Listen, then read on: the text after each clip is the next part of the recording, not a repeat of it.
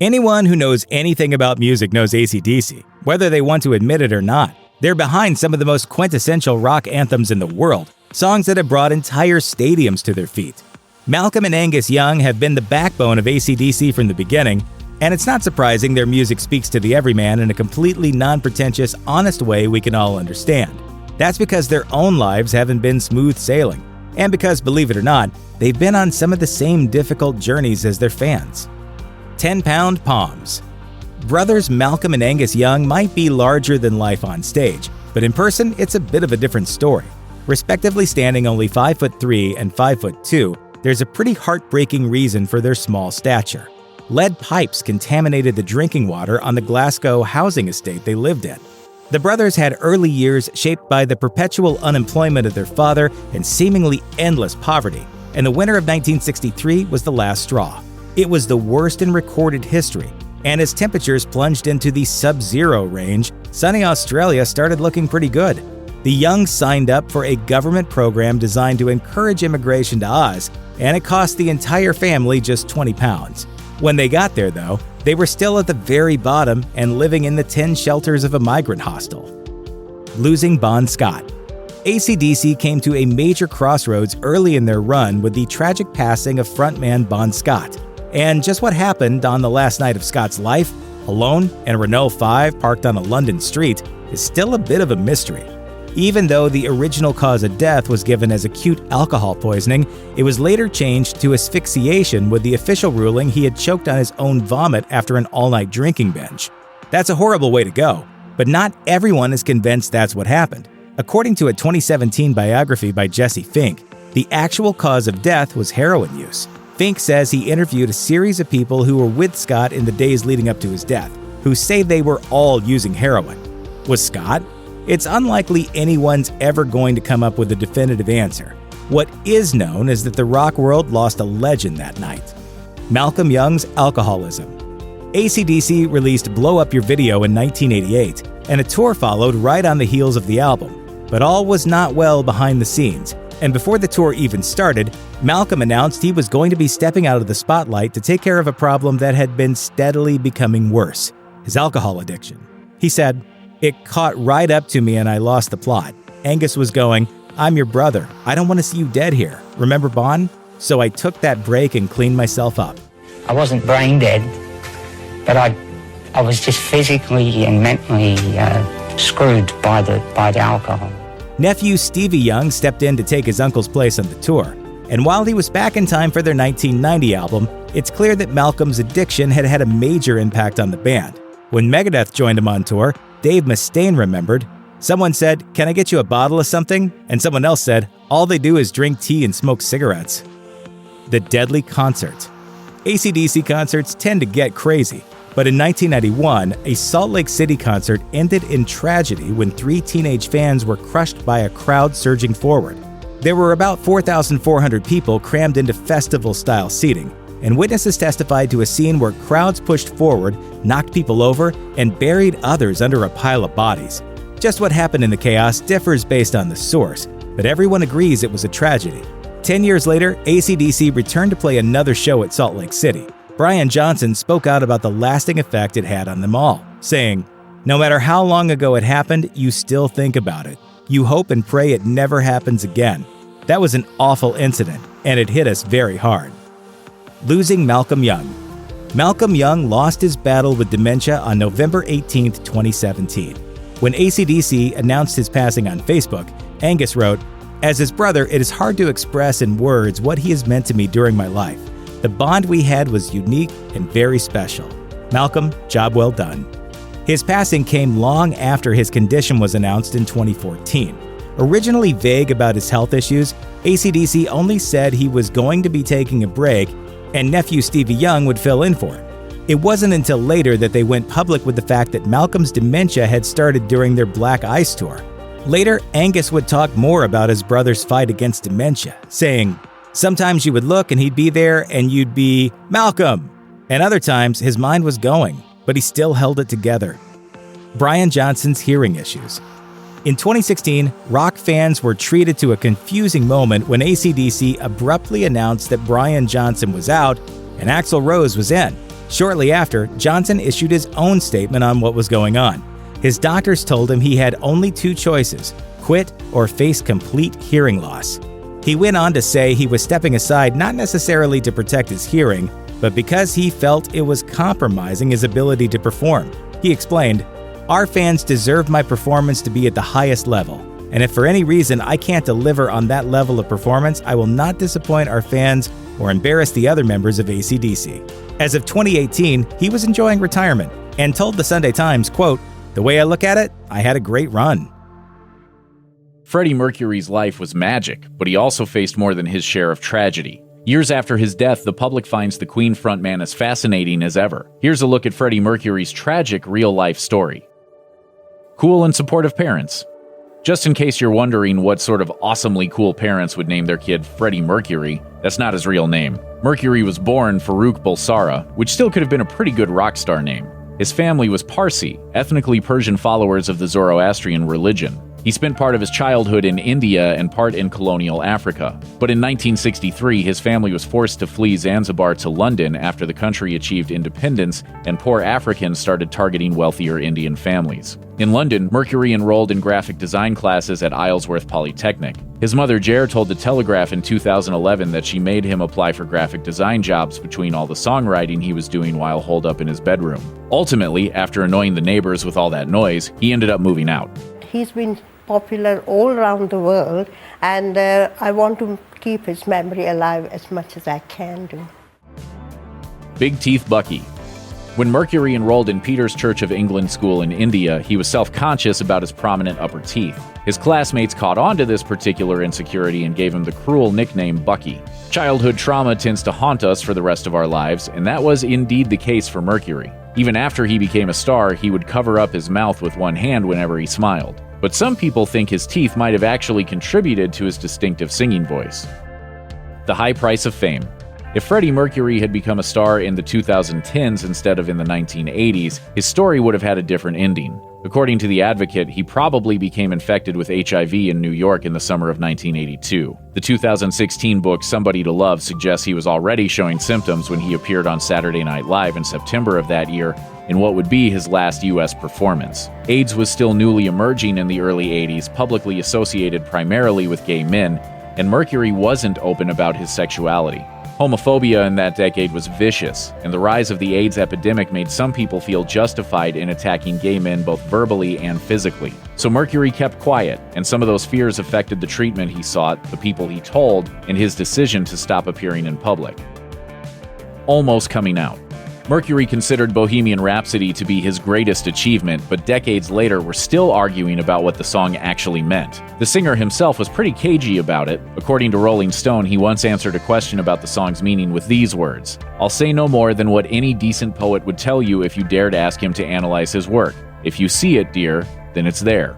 A lot of people seem to think Bohemian Rhapsody is a coming-out song, though if that's the truth, it is so deeply disguised in metaphor that only a resurrected Mercury could say for sure. One person who knew him, manager John Reed, said he thought it might have been a coming-out song, though it bears mentioning that Mercury never actually publicly came out. If it was a comment on his sexuality, it doesn't seem to have been intended as a clear, direct message.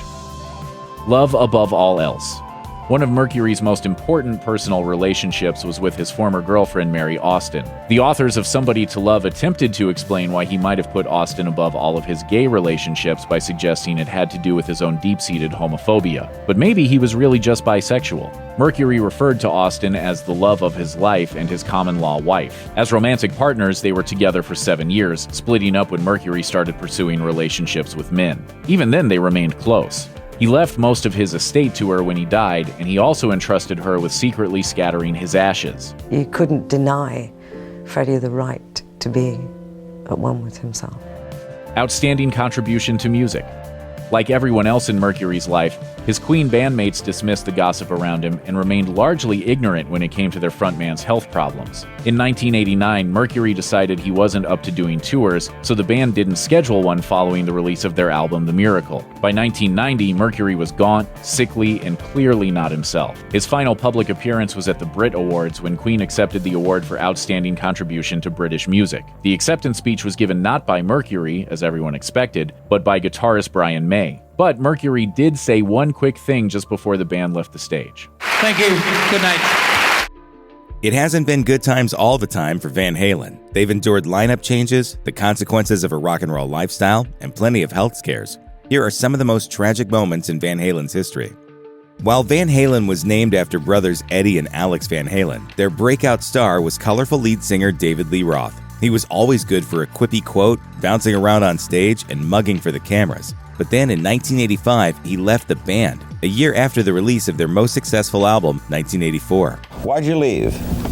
Why did I bail? I'm a workaholic. I like to travel. I like to go on the road. That left the rest of Van Halen scrambling to find a new lead singer to keep that gravy train rolling. Several of the band's initial choices turned down the gig, which eventually went to hard rock solo artist Sammy Hagar. Patti Smith of the band Scandal was one of those choices. She told Delaware's News Journal in 2014, "They had asked me not to talk about it in interviews at the time because they didn't want Sammy Hagar to feel like he was the second choice." Another interesting selection that could have been was the honey-voiced Daryl Hall of blue-eyed soul duo Hall & Oates. When Hagar was a guest on Hall's show Live at Daryl's House, he asked Hall about the rumor that he'd been asked to join his old band, which Hall confirmed. Not long after the stressful departure of Roth in 1985, Eddie and Alex Van Halen endured a far more taxing ordeal. Their father, Jan Van Halen, suffered a heart attack in May 1986 and then died in December of that year at the age of 66. In a 1988 profile in Rolling Stone, Eddie indicated that a problem with alcohol contributed to his father's death. His passing, as well as the time Eddie was forced to stay in the hospital for tropical fever, made him take a long, hard look at himself. As he put it, "That kind of made me look at things a little different.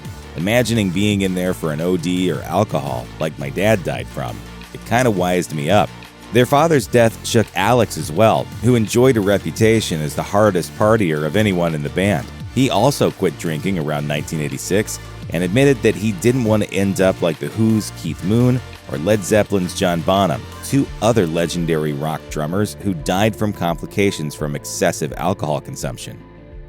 Bassist Michael Anthony's relationship with Eddie Van Halen started to suffer in the late 90s when the band parted with Sammy Hagar and briefly united with David Lee Roth. Hagar had started a new band called Planet Us and had asked Anthony if he'd like to join. Van Halen took that to mean that Anthony had quit. Flash forward to 2004, when Van Halen wanted to tour with Hagar and they asked Anthony to get the jilted singer to sign on. However, if Anthony wanted to be a part of it, he'd have to sign away his legal rights to Van Halen's band name and take a pay cut. It's really irritating to see them go after Mikey. Mikey didn't do anything ever to Van Halen. Mikey was the most loyal guy in the band. 3 years later, Van Halen hit the road again, this time with Roth, but without Anthony, who found out about the tour when it was reported in the press. The band's newest bassist was Wolfgang Van Halen, Eddie's teenage son. On top of that, Eddie refuted Anthony's version of the events to Rolling Stone, saying, "When Hagar left the band, Mike went with him. Then when we get back together with Dave and all of a sudden he wants back in, it's like, no dude, you quit the band." But that wasn't how Anthony saw it. He told Music Radar in 2009 that he simply never quit Van Halen. This is one rock and roll feud we don't expect to be settled quickly and easily.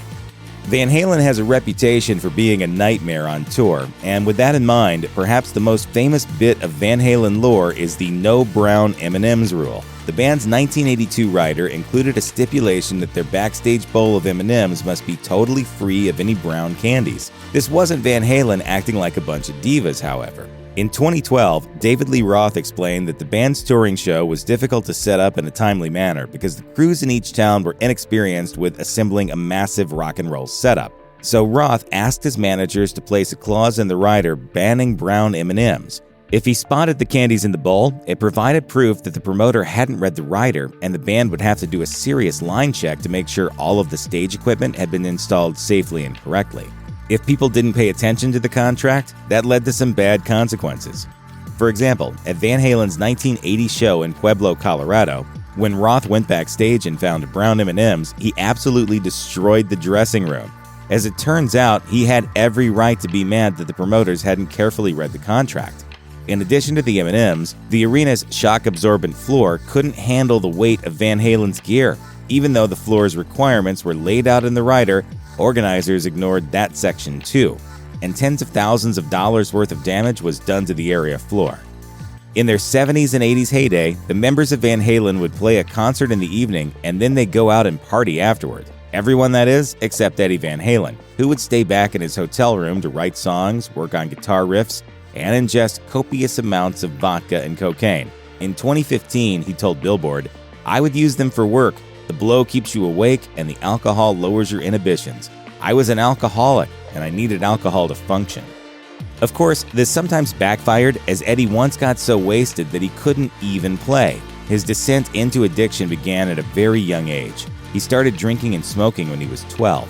During his high school years, he would even get drunk before showing up to class. In 1988, he told Rolling Stone about the alcohol-related death of his father that led him to kicking booze, but the sobriety didn't last. By 2004, he turned into, as he told Billboard, an angry drunk. 3 years later, he checked himself into a rehabilitation center, which precluded him from attending Van Halen's induction into the Rock and Roll Hall of Fame. He's reportedly stayed sober since 2008. So many rock stars have married famous actresses that it feels like it just must be the natural order of things. In 1980, 20-year-old Valerie Bertinelli, at the time one of the stars of the popular sitcom One Day at a Time, met guitar master Eddie Van Halen backstage at one of his shows. The pair then married in April 1981, just 8 months after they became a couple. Why did that feel like the right move for you back then, to get married at the age of 20 to a rock and roll star? I was madly in love. Madly in love. I just adored him. Unfortunately, drugs go hand in hand with rock and roll, and they were also part of this rock and roll marriage before it even started. Bertinelli revealed in her memoir, Losing It and Gaining My Life Back, that as she and Van Halen filled out a pre-marriage questionnaire sent by their wedding officiant, they were holding vials of cocaine. Not long into the marriage, both spouses started to stray. Bertinelli discovered evidence of Van Halen's infidelity when she heard him on the phone talking about how he wanted out of the marriage. She filed for divorce in 2005, 4 years after the two of them had separated. In March 1995, Van Halen hit the road for a long stretch of concerts in support of their album Balance. Eddie Van Halen nicknamed it the Ambulance Tour because both he and his brother were playing through significant pain. While Alex Van Halen ruptured 3 vertebrae in his neck and had to wear a not very rock and roll neck brace for the duration of many shows, Eddie was dealing with tremendous pain in his hip due to avascular necrosis. The guitarist delayed hip replacement surgery for years until he finally went under the knife in November 1999 when he was just 44.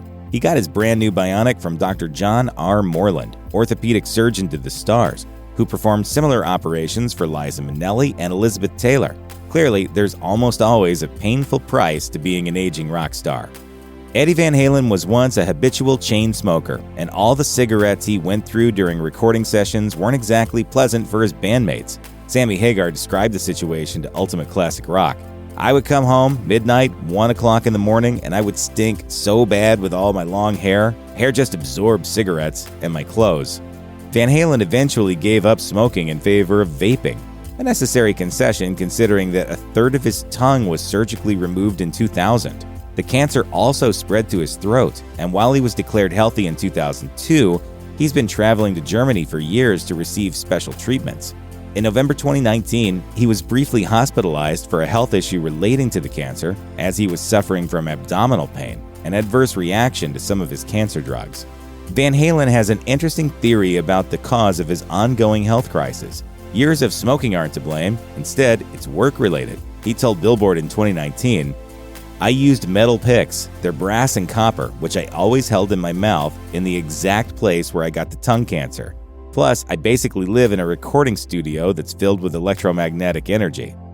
Eddie Van Halen has survived cancer, bone necrosis, and decades of heavy drinking. After slaying those potentially deadly demons, he faced another major health scare in 2012. On August 29th, a message posted to the Van Halen Facebook page read, "Eddie Van Halen underwent an emergency surgery for a severe bout of diverticulitis. No further surgeries are needed, and a full recovery is expected within 4 to 6 months. Symptoms like constant abdominal pain, nausea, vomiting, fever, and constipation plagued Eddie, and severe cases require corrective surgery." That's what happened to Van Halen. Sadly, the condition got even worse for the Eruption guitarist. He spent an extra 3 weeks in the hospital after his surgery because of a few blown stitches, leading to an infection in his intestine, a portion of which had to be removed by doctors. Van Halen spent months recovering at home, forcing the cancellation of the rest of his band's 2012 tour dates. In the early 1980s, Alex Van Halen was briefly married to a woman named Valerie Kendall. Eventually, the two broke up, but that wouldn't be his only divorce. In 1984, he married Kelly Carter. Their union ended in 1996, but there were even more legal headaches to come. In 2013, ELVH Inc., the band's intellectual property company, sued Kelly Carter, or more accurately, Kelly Van Halen. Over a decade after her divorce, she was still using Van Halen as her professional last name. She started a construction, fashion, and interior design company named Kelly Van Halen, which, according to ELVH, constituted trademark infringement. The company also complained that putting the name Kelly Van Halen on a line of blankets, bathing suits, and armoires was confusingly similar to the sound, appearance, and commercial impression of Van Halen the rock band. After years of legal battles, all parties settled the matter out of court. Eric Clapton's name is definitely among the greatest musicians of the 20th century. He's been inducted into the Rock and Roll Hall of Fame 3 times, for goodness sake. But great art often comes at a steep price. Here's the true tragic story of how Eric Clapton made it to where he is today. When Clapton was a preteen, his world turned upside down when it was revealed that the people he thought were his parents were actually his grandparents, and the woman he thought was his older sister Patricia was actually his mother. It turned out Patricia had become pregnant with Eric at the age of 16 after an encounter with a Canadian serviceman named Edward Fryer, who was stationed in England during World War II. According to the book Guitar Gods, the revelation hit Clapton hard. He became moody and distant, but at the age of 13, he found a place to channel his emotions. After being mesmerized by the sight and sounds of Jerry Lee Lewis performing Great Balls of Fire on TV, he asked for a guitar for his birthday. Making music soon became his primary hobby. Many years later, Clapton wrote the song My Father's Eyes about his absentee dad, who died in 1985 without ever meeting Eric. Clapton told the Ottawa Citizen, "I never met my father, and I realized that the closest I ever came to looking into my father's eyes was when I looked into my son's eyes." Clapton became so obsessed with playing the guitar that he was eventually kicked out of art school for failing to complete his assignments. Working for his grandfather by day to pay the bills, Clapton joined a band and played gigs at night. His first band, the Roosters, lasted less than a year. He soon joined the Yardbirds, but quit the same day their first top 10 single came out, unhappy with the band's new mainstream sound. After a pair of influential stints with the Blues Breakers, Clapton joined the new supergroup Cream in 1966, launching him to international superstardom at the tender age of 21 and spawning the Clapton is God meme that still lives on today. When you think of God, you see Jesus. No, man, it's Clapton. Oh my God, man. I drew Clapton too. Success doesn't mean happiness, though. Even gods get depressed. By the late 1960s, Clapton had become addicted to heroin, and as if that wasn't bad enough, he also fell in love with his best friend's wife. The friend was none other than legendary Beatles guitarist George Harrison, and the woman was Pattie Boyd. According to Boyd's autobiography, Wonderful Today, things came to a head when drunk Clapton played a new song he had written for and about her, Layla. When Harrison asked what was going on, Clapton said, "I have to tell you, man, that I'm in love with your wife." That led to a crazy incident where Clapton showed up on their doorstep and challenged Harrison to a guitar duel for Boyd's love. Without a word, the two musically battled for 2 hours, but though Boyd said Clapton won the face-off, she stayed with Harrison, and Clapton continued his descent into drugs and alcohol, at one point reportedly spending an incredible $16,000 a week on heroin. Clapton hit rock bottom in 1976 with a public meltdown that still haunts his legacy today. During a 1976 concert in Birmingham, England, an inebriated Clapton went on a racist and xenophobic rant that included the statement, "England is for white people." Public reaction was swift, with fellow musicians speaking out against Clapton and forming the Rock Against Racism movement. For his part, Clapton has since apologized for his outburst. He told Rolling Stone, "I just have to face the guy that I became when I was fueled on drugs and alcohol. It's incomprehensible to me in a way that I got so far out." In 1977, Harrison and Boyd divorced after years of marital issues. 2 years later, Boyd and Clapton finally married. It should have been perfect, especially since Clapton had finally kicked his heroin addiction. but it didn't work out. Though he was off heroin, Clapton was hitting the bottle harder than ever. The couple also had issues conceiving children. That would have been painful enough, but Boyd later learned that Clapton had not only been cheating on her, he actually fathered children with 2 other women. Clapton and Boyd separated and then finally divorced in 1989. There was one upside to Clapton's difficult personal life. In 1986, girlfriend Lori Del Santo gave birth to their son Connor, which eventually prompted Clapton to get completely sober, as he didn't want his son to see him drunk. In 1991, though, Clapton and Del Santo experienced a heartbreaking tragedy when the 4-year-old Connor fell 49 stories to his death. The boy was playing in a Manhattan apartment when a housekeeper opened the window to clean it. Connor reportedly ran past the housekeeper and straight out the open window. Clapton wrote in his autobiography, "I remember walking down Park Avenue trying to convince myself that everything was really all right, as if anyone can make a mistake about something like that. Even after seeing the police and paramedics and identifying Connor's body, he was still in disbelief." Clapton was traumatized by his son's death, eventually channeling his grief into the classic song, "Tears in Heaven." After a history of rocky relationships, death, and addiction, Clapton finally found the family life he always craved. In 2002, he married Malia McInnery. Together, the couple have had 3 children, all girls, and he's even become a grandfather. Clapton described his surprisingly domestic new life to USA Today as a quiet time in the country. It sounds like he doesn't love today's pop stars, though. "My girls go to school and meet other kids who will talk about a certain pop star, and that has its own life. What I try to do is redirect by playing in the background or having music in the background, blues, country music, New Orleans jazz, opera, classical. I think it's important that they hear old music. Welcome to old age, Gramps."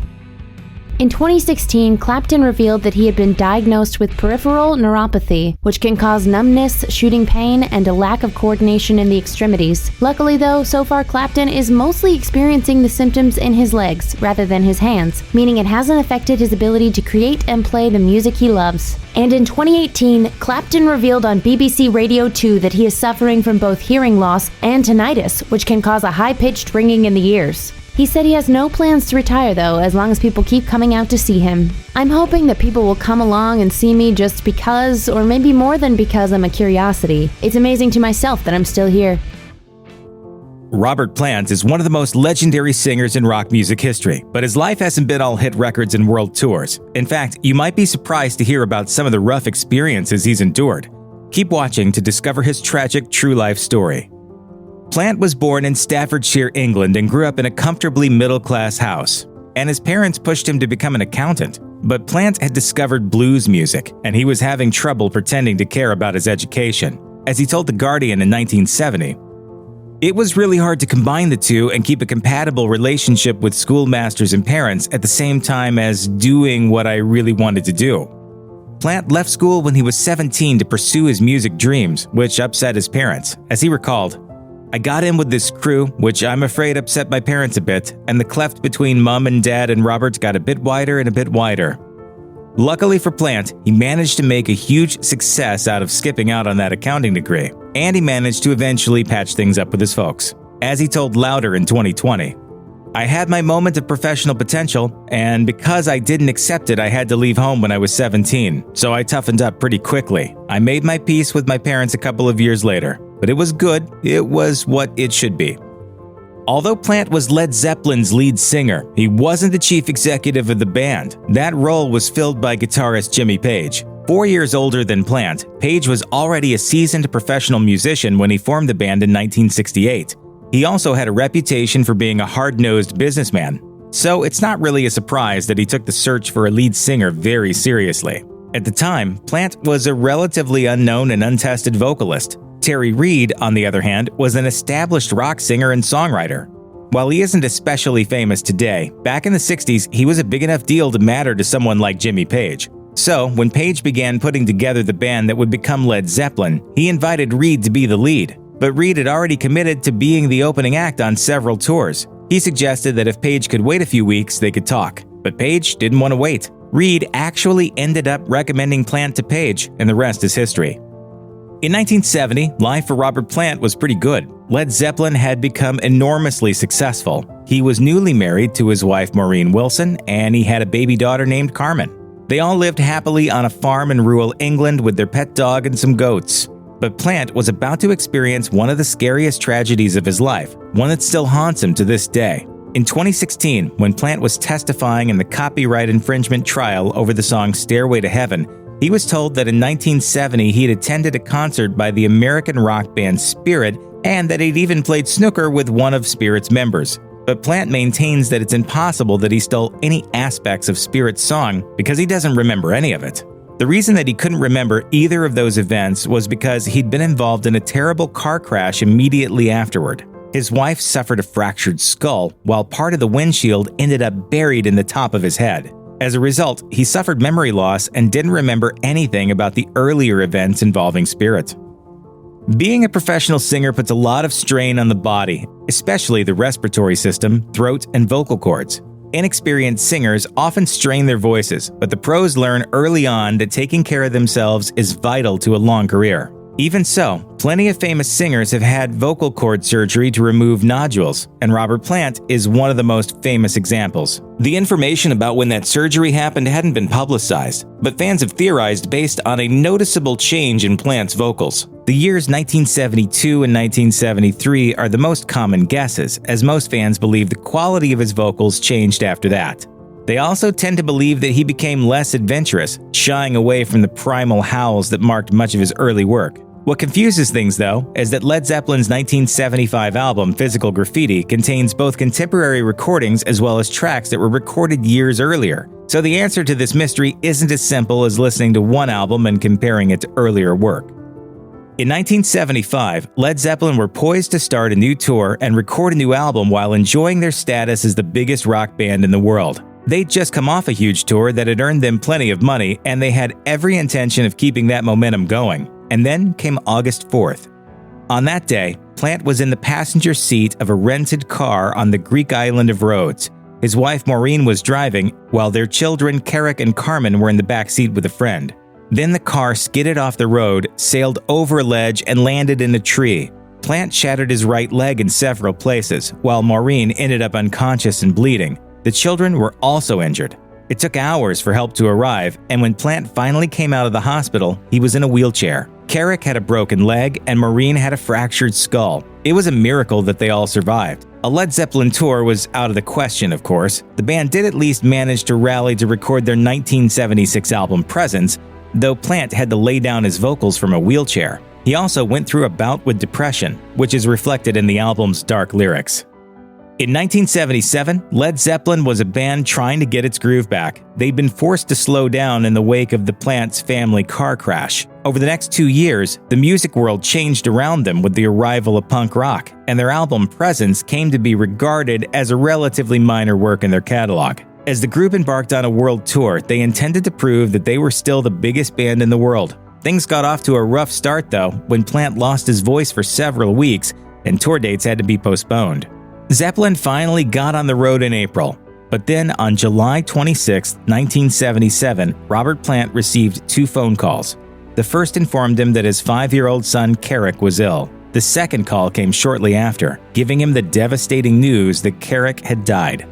Just a week earlier, Plant's daughter Carmen had been sick with a stomach virus, though she'd gotten better. When Carrick fell ill, it was thought to be the same virus, but he was hit much harder. Plant left the tour and immediately flew home. Unsurprisingly, the rest of the tour was canceled.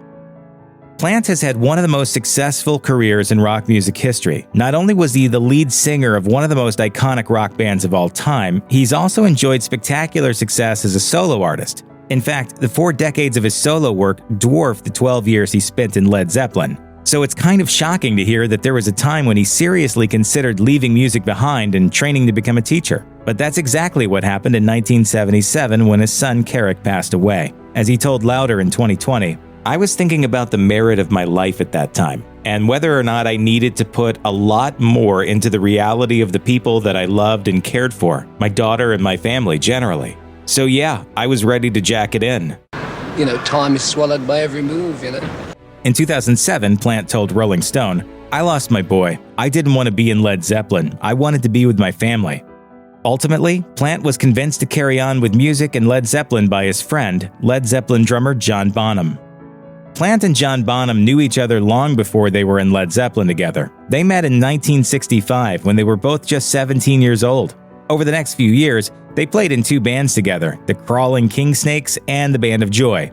When Plant was offered the lead singer position for Led Zeppelin in 1968, he recommended Bonham for the drums, which allowed the two friends to work together on a much bigger stage. Bonham had his demons, including a propensity for alcohol. On September 24, 1980, he went to sleep after drinking heavily and choked in his sleep. Plant was devastated. In 2012, Bonham's son Jason revealed that Plant told him, "We shared something very, very special. I struggle sometimes just thinking about trying to create some magic again when he's not there. He was a very, very dear friend of mine that I miss every day." In fact, Plant's devastation over his friend's death is a big reason why Led Zeppelin have never reunited for a full tour, even though such a reunion would make headlines everywhere. In 2018, Jason Bonham told Billboard that Plant told him, "I loved your dad way too much. When your father left us, left the world, that was it for Led Zeppelin." I thought all those years later, it was just one ridiculous loss. Robert Plant married his wife Maureen Wilson in 1968, just as Led Zeppelin was taking off. They met in 1966, and she supported them with her nursing work when he was a struggling, unknown musician. He loved her very much, and he even dedicated the Led Zeppelin song Thank You to her. Maureen accompanied her husband on the first Led Zeppelin tour, but shortly after the birth of their first child, she began staying home with the kids while Plant toured. The singer has admitted that while he tried to be a good father and husband, he was distracted. In 2020, he told Louder, "I'd spent so much time trying to be a decent dad, but at the same time, I was really attracted to what I was doing in Zeppelin." The couple had another son, Logan, in 1979, but Plant's career continued to take its toll on their marriage. In 1983, the couple divorced. Afterwards, Plant dated around for a bit. There are rumors that he even dated Maureen's sister Shirley for a while, but he never came close to the level of commitment he'd enjoyed with Maureen, and he's never remarried. In 2010, Plant decided to reform one of his early groups, Band of Joy. He recruited some new members, including folk singer-songwriter Patty Griffin. He hired her as a backing singer, and the two began a relationship that proved to be very serious. In fact, he moved in with her and they lived together in Austin, Texas for several years. He also collaborated with her on the band's self-titled 2010 album. Sadly, in 2014, the couple ended their relationship and Plant moved back to England after several years in America. Griffin has refused to comment on the relationship or its ending, but it's clear that the breakup affected Plant deeply. In 2017, while talking with Louder about his 2017 solo album Carry Fire, he noted, "If you listen to the album, you can hear me pouring out my heart to whoever's interested. 'Cause that's what I do. And it's not easy to do that, believe me." Anyone in Motley Crue will tell you that hard rocking comes with a side order of hard partying, and Nikki Sixx was probably one of the hardest members in any Motley Crue party. His life wasn't all roses, though. Here's the tragic story of Nikki Sixx. Before he became Nikki Sixx, young Frank Ferrana Jr. had quite a childhood, and it turned him into a hellraiser of an adult. Sixx was raised jointly by his grandparents and his mother, and had to move a lot. In a span of 11 years, he attended 7 schools. This turbulence did not mold him into a particularly law-abiding young man, and when he was living with his grandparents in Jerome, Idaho, his school expelled him for selling drugs. This was the last straw for Grandpa and Grandma Sixx, who sent the young man to his mother in Seattle. What am I gonna do in Seattle? According to Blabbermouth, living with his mother was no picnic for Sixx, as it came with a side order of violent men. By the time he was 17, the budding musician finally had enough, so he left his past behind and took his bass, his new name, and his big dreams to Los Angeles. Still, his experiences as a young man may have influenced Motley Crue's music. Sixx has said that the song Livewire in particular is about domestic violence and specifically mentions the assorted stepdads he had to deal with. Nikki Sixx and his mother have always had a strained relationship, and by strained we mean utterly dysfunctional. According to The Guardian, their troubles started when Sixx was just 6 years old and his mother called her parents to come and take the young boy away, allegedly telling her son, "I'm going to lock the door and I'll just leave you in the porch." Then she cruised away with a strange man. Sixx says the moment broke him and he could never truly reconnect with her again. This isn't one of those tales where time heals the wounds and the mother and son eventually reconcile either. The relationship remained so sour that reconciliation was impossible, and when she died in 2013, Sixx only acknowledged the event with a simple, dispassionate tweet. He had been fully aware of her condition, but felt that even at the brink of death, she didn't deserve any attention from him. Nikki Sixx was a particularly enthusiastic drug user during the band's glory days, so he's had more than his share of close calls. Still, none of them can hold a candle to December 23, 1987, the day he died. Ultimate Classic Rock says that after a night of hard partying with some hard-rocking friends, including members of Guns N' Roses and Rat, the festivities were slowly winding down. However, Sixx decided to treat himself to one last hit before bedtime. This proved to be a fatal mistake because he passed out and started turning blue. Paramedics arrived, but it looked like they couldn't do anything to save the bassist. Sixx was loaded in an ambulance and given shots of adrenaline, but he was already dead, or so it seemed. Hours later, he unexpectedly awoke at a hospital, cursed at a cop trying to ask him questions, and wandered out, wearing nothing but leather pants. He got a ride home and a lecture about drugs from two fans who had just heard on the radio that he had died. Sixx has described dying as a fairly typical out-of-body experience, and he's also said that death just hurts. Unfortunately, even death wasn't enough for him to break the drug habit. I stopped for about 3 hours. To illustrate how out of it Nikki Sixx was during the late 1980s, look no further than the train incident during Motley Crue's tour in Japan. Ultimate Classic Rock reports they took a bullet train from Tokyo to Osaka for a concert, but as it turned out, it was not a good idea to put the world's most dangerous rock band on the same train as mere mortals. During the return trip, Sixx was out of his mind while Mick Mars was busy swimming in a bottle of Jack Daniels. The two started to get on each other's nerves, and Sixx started throwing donuts at Mars. After a bit of that, the bassist decided to graduate to throwing bottles and misjudged a toss and hit a random man in the head. And it goes to the front and smashes the window and comes crashing down on these nice little Japanese people. When the train arrived in Tokyo, a couple of hundred cops were waiting in riot gear. They arrested Sixx and the band's manager, who both spent hours in jail while a local promoter tried to resolve the issue. Somehow, he managed to persuade the police to release them on the condition that Sixx write a letter of apology. During his worst heroin abuse years, Nikki Sixx had near-death experiences and went through pretty much all imaginable terrors that come with drug addiction. Still, he doesn't consider any of his assorted dramatic drug-using incidents as his rock bottom. For Sixx, his absolute lowest point was a fairly uneventful and intimate moment that only registered as an absolute darkest hour because he finally realized the hopelessness of his situation. According to The Fix, the realization came when his dealer was temporarily out of stock and he had no access to heroin. The bassist spent a day and a half without heroin in terrible, painful withdrawal that he likens to hell before his dealer was able to come over and resupply his addiction. This incident made Sixx realize he couldn't get out, and that information hit him so hard that he describes the sensation as an almost physical feeling of being stuck. It's easy to assume that Nikki Sixx is always going to be the most debauched person in any given relationship, but he once met his match in a pop star known as Vanity. She was a model, actress, and singer who was originally discovered, mentored, and dated by none other than Prince. By the time she met Sixx, her career was already dwindling. The two shared a mutual love of drugs and got engaged in 1987. This was not a good move, as both of them were extremely fond of rock star excesses and enabled each other's bad behavior. They would stay up all night, and in the morning, Sixx would throw Vanity out because she started acting too crazy for him. Vanity eventually moved on from her famous fiancé. She continued her hard partying ways until 1994, when a massive overdose caused a renal failure that nearly killed her. After that, she abandoned her stage name and became a Christian evangelist under her real name, Denise Matthews. Unfortunately, her years of abuse had wrecked her health beyond repair, and she died at age 57 in 2016.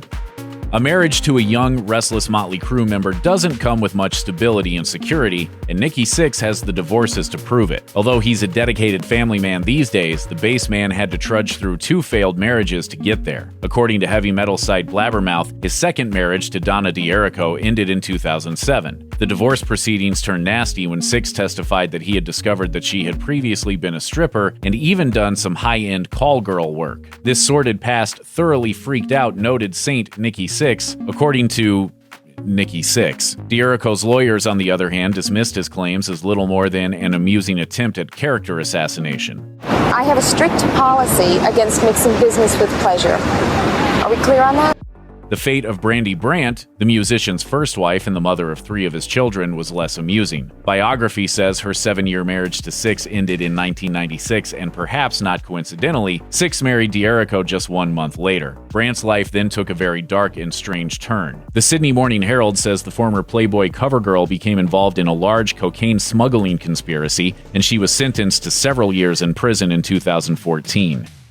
Nikki Sixx has tons of opinions and a history of substance abuse issues, and he has carved out a career in a field full of people with similar temperaments and preferences. As such, Sixx seems to attract and cultivate feuds like a gardener might nurture fine flowers. According to rock music site Loudwire, the Motley Crue bassist has varying levels of beef with Michael Sweet of Stryper, the band Kiss, and Gene Simmons in particular. According to Ultimate Classic Rock, Sebastian Bach of Skid Row fame says he can't even keep up with all the feuds Sixx has going. The Crue bassist's most long-term target is none other than Metallica. According to Loaded Radio, the 2 bands have been at odds since they rose to dominate their respective metal scenes at the same time in the same general area. And Sixx has been known to take potshots at the band's drummer Lars Ulrich for his appearance, attitudes, and drumming ability. Of course, this could just be because Sixx likes to annoy drummers. After all, even his own percussionist isn't safe from his inflammatory antics. According to Metal Injection, Tommy Lee says Sixx unfollowed him on Twitter immediately after Motley Crue's final show. The Starr describes how, at the height of Motley Crue's fame, Nikki Sixx spent many a long night in a way you'd never expect a rock star to. Instead of drowning his worries in a mountain of groupies and fast cars, the bass player curled up in a cold, damp closet with drugs and a shotgun. According to the AV Club, the reason for his behavior was paranoia. Sixx was certain the cops were coming to get him, and the fact that he reacted to the imminent presence of law enforcement by getting as wasted as humanly possible and arming himself shows just how out of it he was at the time. During his worst moments of heroin addiction, this was actually closer to his status quo than all the happy-go-lucky partying and gleeful depravity described in The Dirt. His own memoir, The Heroin Diaries, functions largely as a document of this awful dark side of the rock star lifestyle. 1988 was perhaps the most infamous year for Motley Crue and Nikki Sixx. The peak of both their popularity and the bassist's heroin addiction, that year was full of rowdiness, health scares, canceled concerts, and trouble with the law. On top of all this chaos, a man named Matthew Tripp emerged with a strange story. Music site Louder says Tripp was a relatively unknown musician who claimed he had a secret history as the bass player for Crue. Not a new member, mind you. He said he literally spent a year as Nikki Sixx. According to Tripp, Sixx was sidelined due to a nasty car accident in 1982. He says guitarist Mick Mars recruited the similar-looking Tripp to take over the bass responsibilities in 1983, starting a gig as Nikki Sixx 2.0 that ended in 1984 when Tripp was involved in an armed robbery. As he was waiting for his trial, the real Sixx rejoined the band, and they went on to record songs that Tripp claims he wrote, such as Save Our Souls. Of course, Tripp's tales turned out to be pretty tall. Although he does seem to have believed the whole thing himself, he still managed to keep a lawsuit against the band's manager going for a few years, and the bogus story received some significant publicity. Nikki Sixx has been open about the fact that he struggled with depression in his youth, and he says taking drugs was partially an attempt to self-medicate the condition. He takes depression very seriously, to the point that he even included its medical definition in the glossary of the Heroin Diaries. Still, his most public foray at addressing the subject was actually prompted by Gene Simmons. In 2014, the Kiss ringleader made some controversial comments about depression, dismissing its validity as a mental disorder and saying that people who claim they're depressed should just take their lives. This was a colossally stupid comment, and Sixx immediately jumped in the fray. According to Rolling Stone, the Motley Crue man labeled Simmons' comments moronic and pointed out that some kid might actually hear his words and believe that suicide is the only way out. Sixx then went on to carefully explain that there are many, many ways out of depression, and the last thing any depressed person should have to do is hear some rock star claiming that there is only one final way to deal with the situation. It's probably not a coincidence that Simmons released a swift and uncharacteristically humble apology. If you or anyone you know is having suicidal thoughts, please call the National Suicide Prevention Lifeline at 1-800-273-TALK. Joan Jett's first music teacher told her girls couldn't play rock and roll. Her first band was panned by audiences who wouldn't accept women as rock stars. Her first solo album was rejected by 23 record labels. But that didn't stop her. This is the real-life story of Joan Jett. Joan Jett was born Joan Marie Larkin on September 22, 1958 in Wynwood, Pennsylvania. She asked for and received her first guitar for Christmas when she was 13 years old and was told at her first lesson that girls can't play rock and roll. Luckily, Jett didn't listen and kept rocking. Her family soon moved to West Covina, California, and soon started going to the area's glam rock epicenter, Rodney Bingenheimer's English Disco.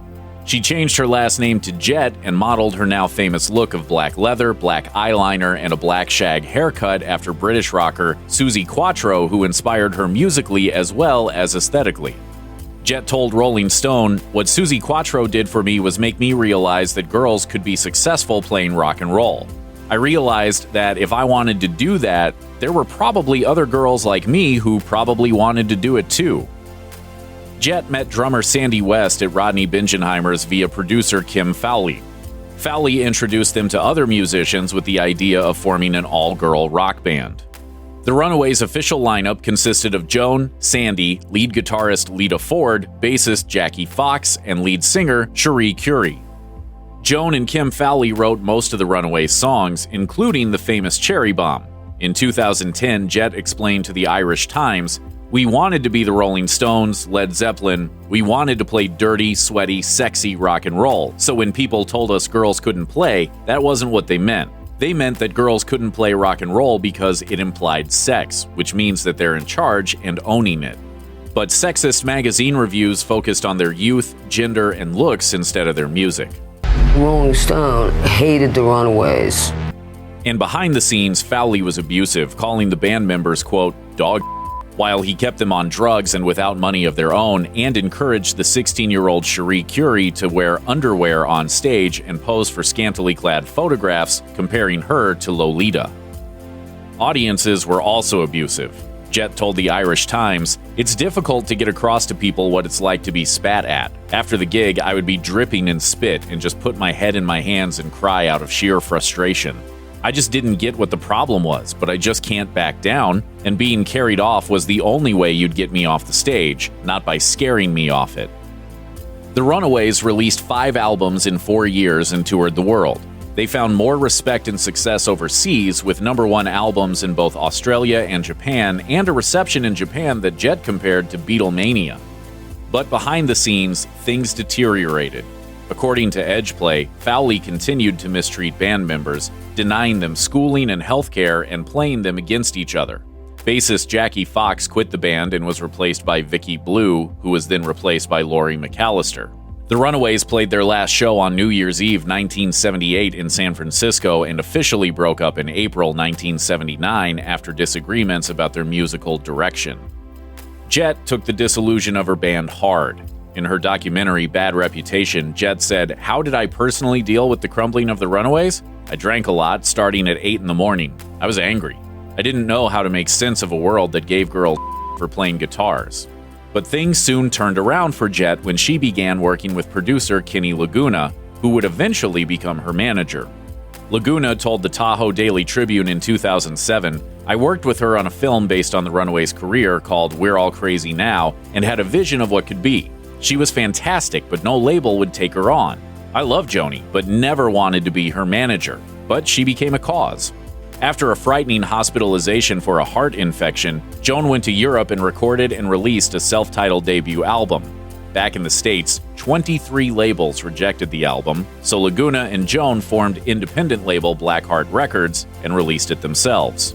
Laguna said, "We couldn't think of anything else to do but print up records ourselves, and that's how Blackheart Records started. It was more or less Joan's idea to do it ourselves." An advertisement announcing that Jett was looking for a few good men led to the formation of the Blackhearts. The band started playing around Los Angeles and toured Europe before moving to New York. Jett told People in 1982 that she wanted a male band because forming another band with women would have been, quote, sacrilegious. Laguna's friend Neil Bogart re-released her self-titled solo Joan Jett as Bad Reputation on his new Boardwalk Records label. The album's lead single, also called Bad Reputation, remains iconic to this day. It was named the 29th best hard rock song of all time by VH1 in 2009 and serves as an answer song to Jett's critics and naysayers. But it was her next album that would make Jett an international superstar. Joan's first album with the Blackhearts, I Love Rock and Roll, came out in 1981 and was a surprise smash hit, reaching number 2 on the Billboard album chart. The title track, a cover of an Arrow song that Joan had performed live for years, became one of the best-selling singles of all time, topped the Billboard charts for 7 weeks, and was the third most popular song of 1982. The album remains Joan's most successful one, having sold 10 million copies. I Love Rock and Roll is Billboard's 56th all-time top song and is in the Grammy Hall of Fame.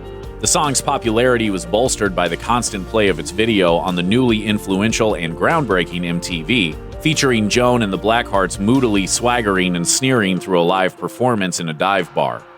The Blackhearts followed up this video with a meta one for Bad Reputation, depicting the rise to stardom that resulted from I Love Rock and Roll.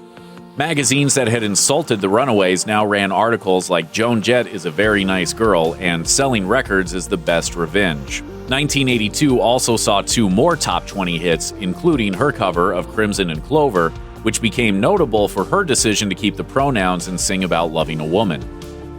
The Blackhearts followed I Love Rock and Roll with 2 less successful albums, 1983's Album and 1984's Glorious Results of a Misspent Youth.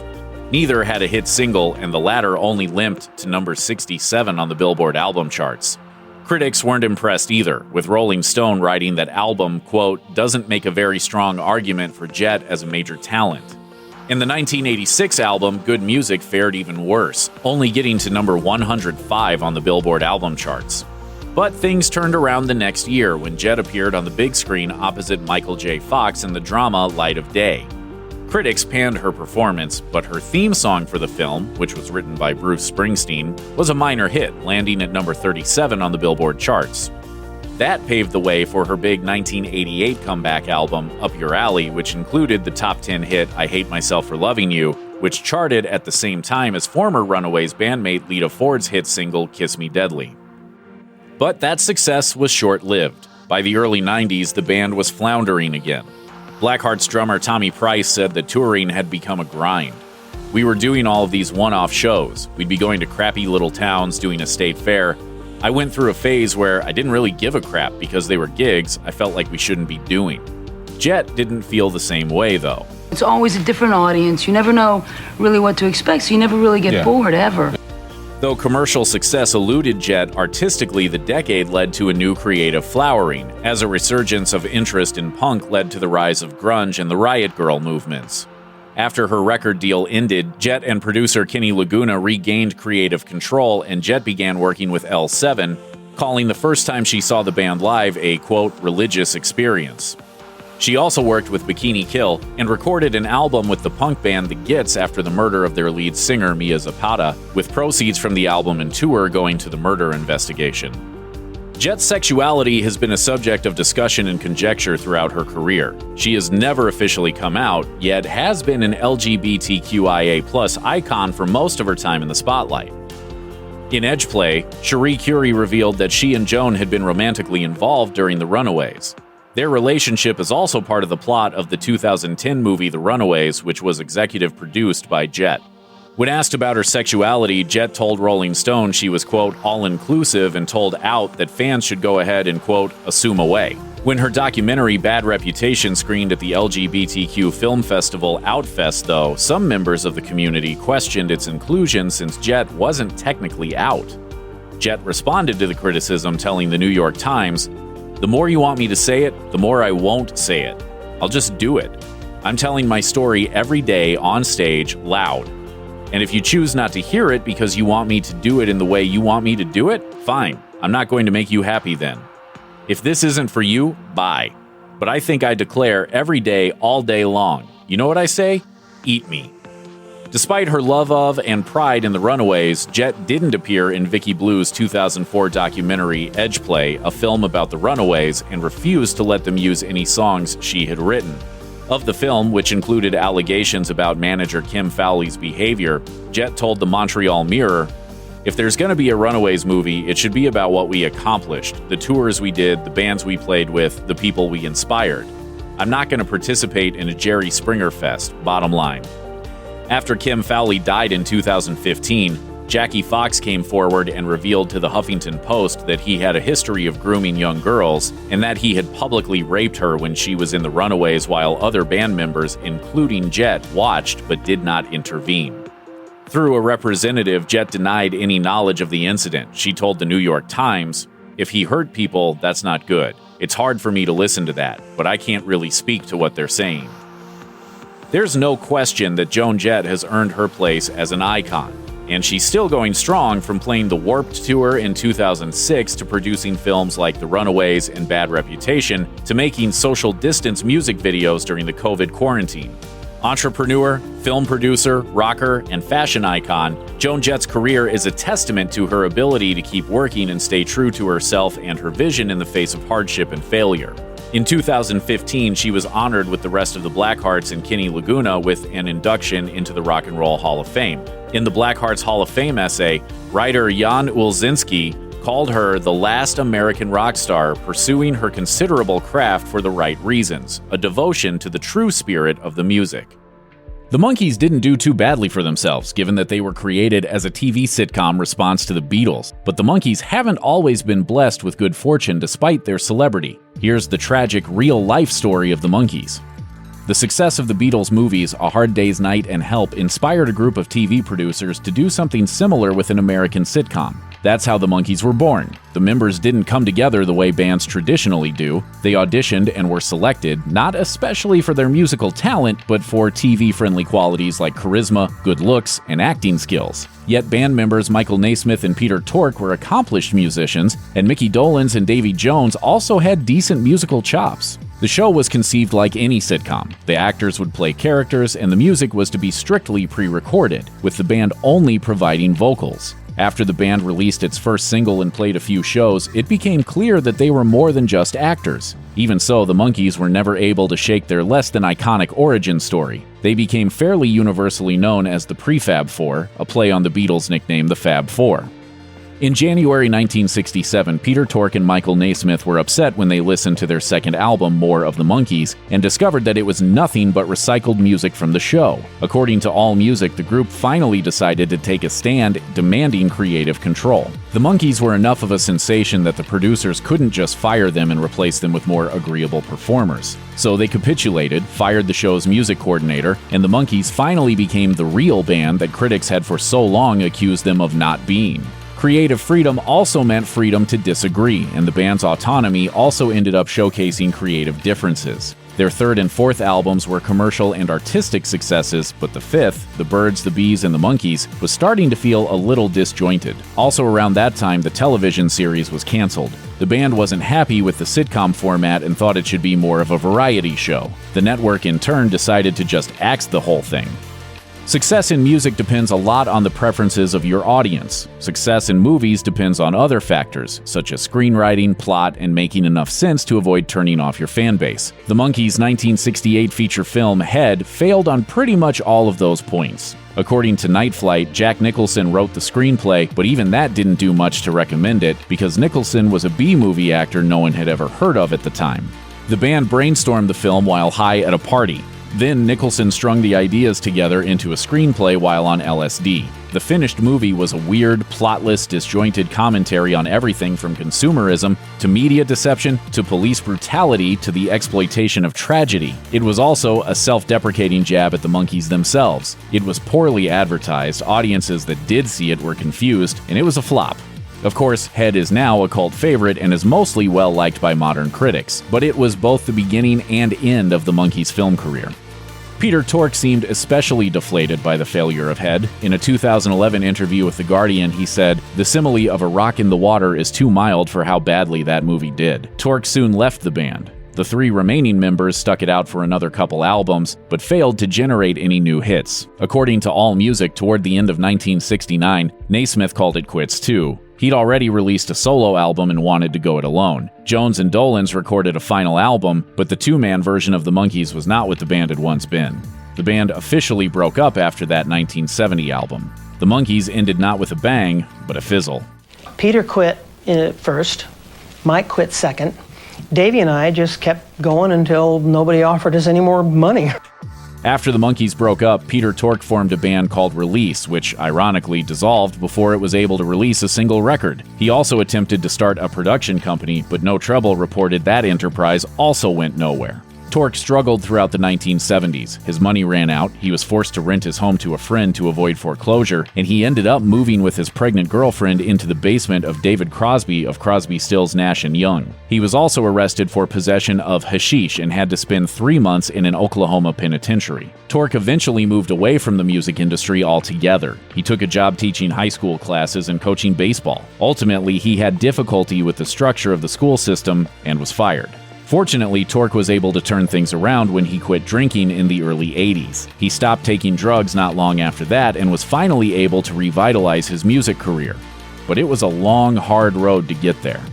Most Americans go out of their way to make sure they never ever have to deal with the IRS apart from sending them a tax return on April 15th. But Michael Naismith ended up spending a lot more time with the agency than he wanted. In his 2017 memoir, he wrote that the dissolution of the Monkees was followed almost immediately by the descent of the taxman. He wrote, "The IRS showed up with a huge bill for unpaid taxes and started seizing property. After his whirlwind rise to fame, he was pretty much left with nothing to show for it. After the IRS took all his stuff, Naismith's marriage collapsed and he dealt with the emotional blow in the most toxic way possible. He had an affair with the wife of a friend."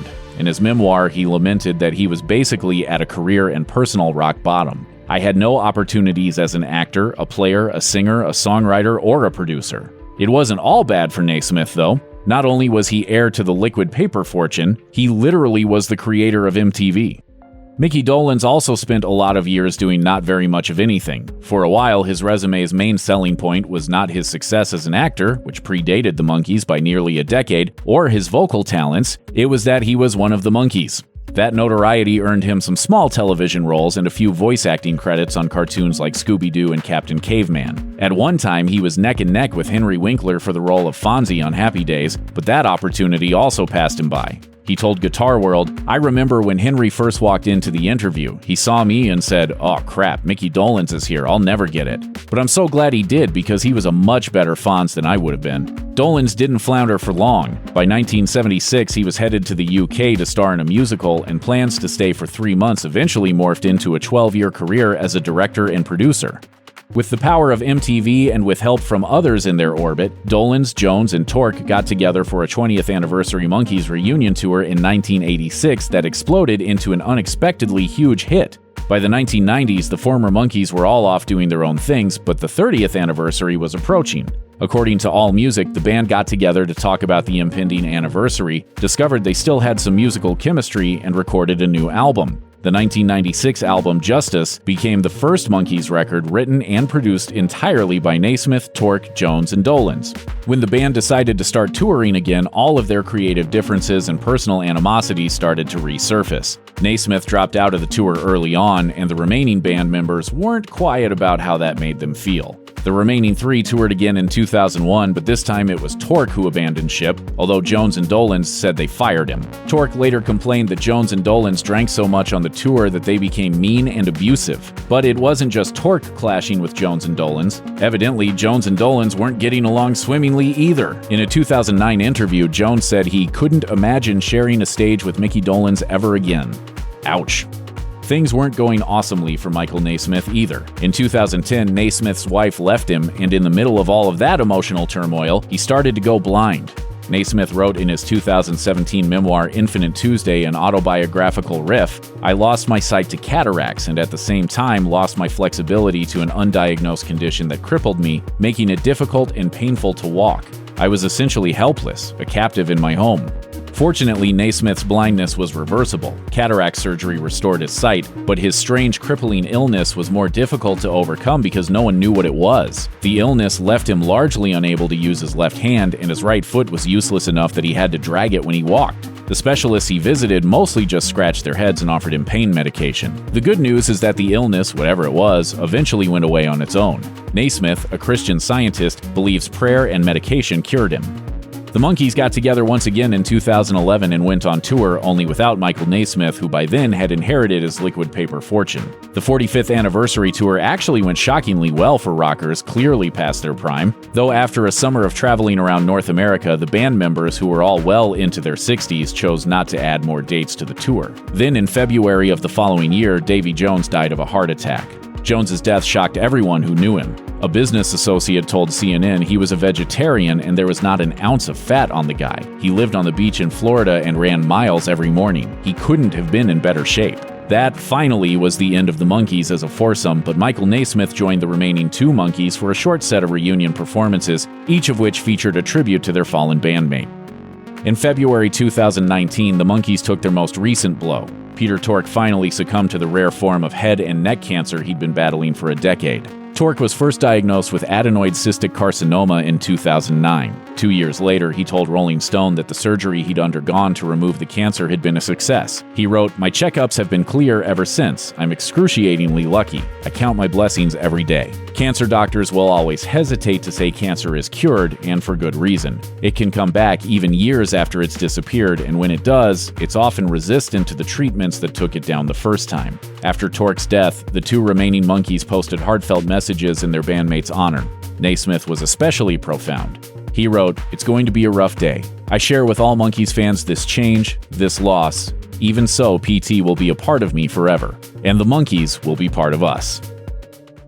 David Bowie was an icon in music and pop culture, a chameleon who changed personas as they occurred to him. But Bowie was a complex and complicated man, having grown up under the shadow of mental illness and a tough home life. Here's the tragic real-life story of David Bowie. David Bowie's mother, Peggy Jones, was born into a family touched by mental illness, and she herself may have fallen victim to some degree. Mark Spitz, one of Bowie's biographers, noted that schizophrenia, quote, seemed to be seared deeply into the genetic code of Bowie's family. The behaviors associated with schizophrenia can seem hidden from outside view, only to be triggered by calamity. For Peggy and her siblings, there were two such forces, their mother Margaret and the Nazis' bombing of England during World War II. According to one account via The Telegraph, Bowie's maternal grandmother, Margaret Burns, was a cruel woman who took her anger out on everyone around her. Two of Peggy's other sisters had exhibited signs of schizophrenia early in their lives, but the nightly shelling during the Blitz in 1940, coupled with the idea of Hitler occupying England, exacerbated the girls' problems. Bowie himself wondered whether he would also fall victim to schizophrenia one day. I've always found that I collect. I'm a collector. And I've always just seemed to collect personalities. Some even theorize that he developed so many personas throughout his career as a way of dealing with some latent schizophrenic tendencies. David Bowie's half-brother Terry was born out of wedlock and, due to the stigma associated with such births at the time, was handed off to his grandmother Margaret, who was emotionally and physically abusive to him. According to The Telegraph, his mental illness had its genesis there and grew over time, even when at 9 years old he was sent back to live with his mother, her new husband, and his baby half-brother David. From that point, David looked up to Terry, and there was genuine affection between the two. Terry struggled with his mental illness, but eventually was able to join the Royal Air Force. When he returned from the service, Terry spent his time with David. One night they went to see Cream at a club in London, but the volume of the music proved to be too much for Terry. David took him outside, and Terry had a schizophrenic vision. He saw the ground opening up and fire coming out of it, and he told David he experienced these visions often. After David's father died 2 years later, Terry spent some time in and out of mental hospitals for years until he finally succumbed to his illness, tragically taking his own life in 1986. Several of Bowie's songs, from All You Pretty Things to Jump They Say, are said to contain recollections of Terry, of his visions, and of him as David's big brother. In his adolescence, David Bowie's best friend was George Underwood. They hung out together, played music together, and in one famous incident even fancied the same girl. According to Bowie biographer Mark Spitz, Bowie once sabotaged a date between Underwood and their shared crush, which angered Underwood to the point of violence.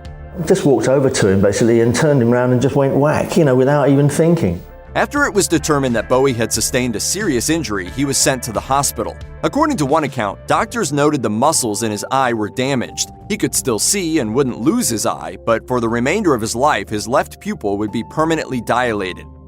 Underwood felt guilty for quite a while afterward, but the injury left Bowie with what he termed a kind of mystique, perhaps best seen on his album cover for Heroes and the close-ups in Valentine's Day.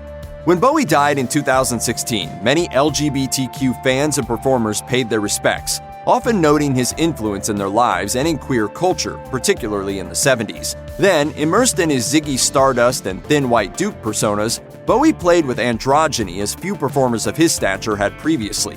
When Bowie sort of did the Ziggy thing, I inherited Bowie. He was often asked how he defined his romantic life, to which he gave coy responses. He came out as gay in 1972, as bi in 1976, and finally as, quote, a closet hetero in 1993. No label, however, could truly define him. While his fans applauded his gender fluidity, not everyone was on board. British law in particular had long viewed gay culture as an affront. In the 1800s, it was even punishable by death. Though laws were relaxed somewhat in the 60s, the lifestyle wasn't officially decriminalized until 2000, meaning when he came out in 72, Bowie was admitting to engaging in illegal acts. Bowie might have been born at the right time to be free to express himself, and he may also have been responsible for moving acceptance of it forward. Bowie biographer Peter Doggett once mused, "Cocaine was the fuel of the music industry in the 70s.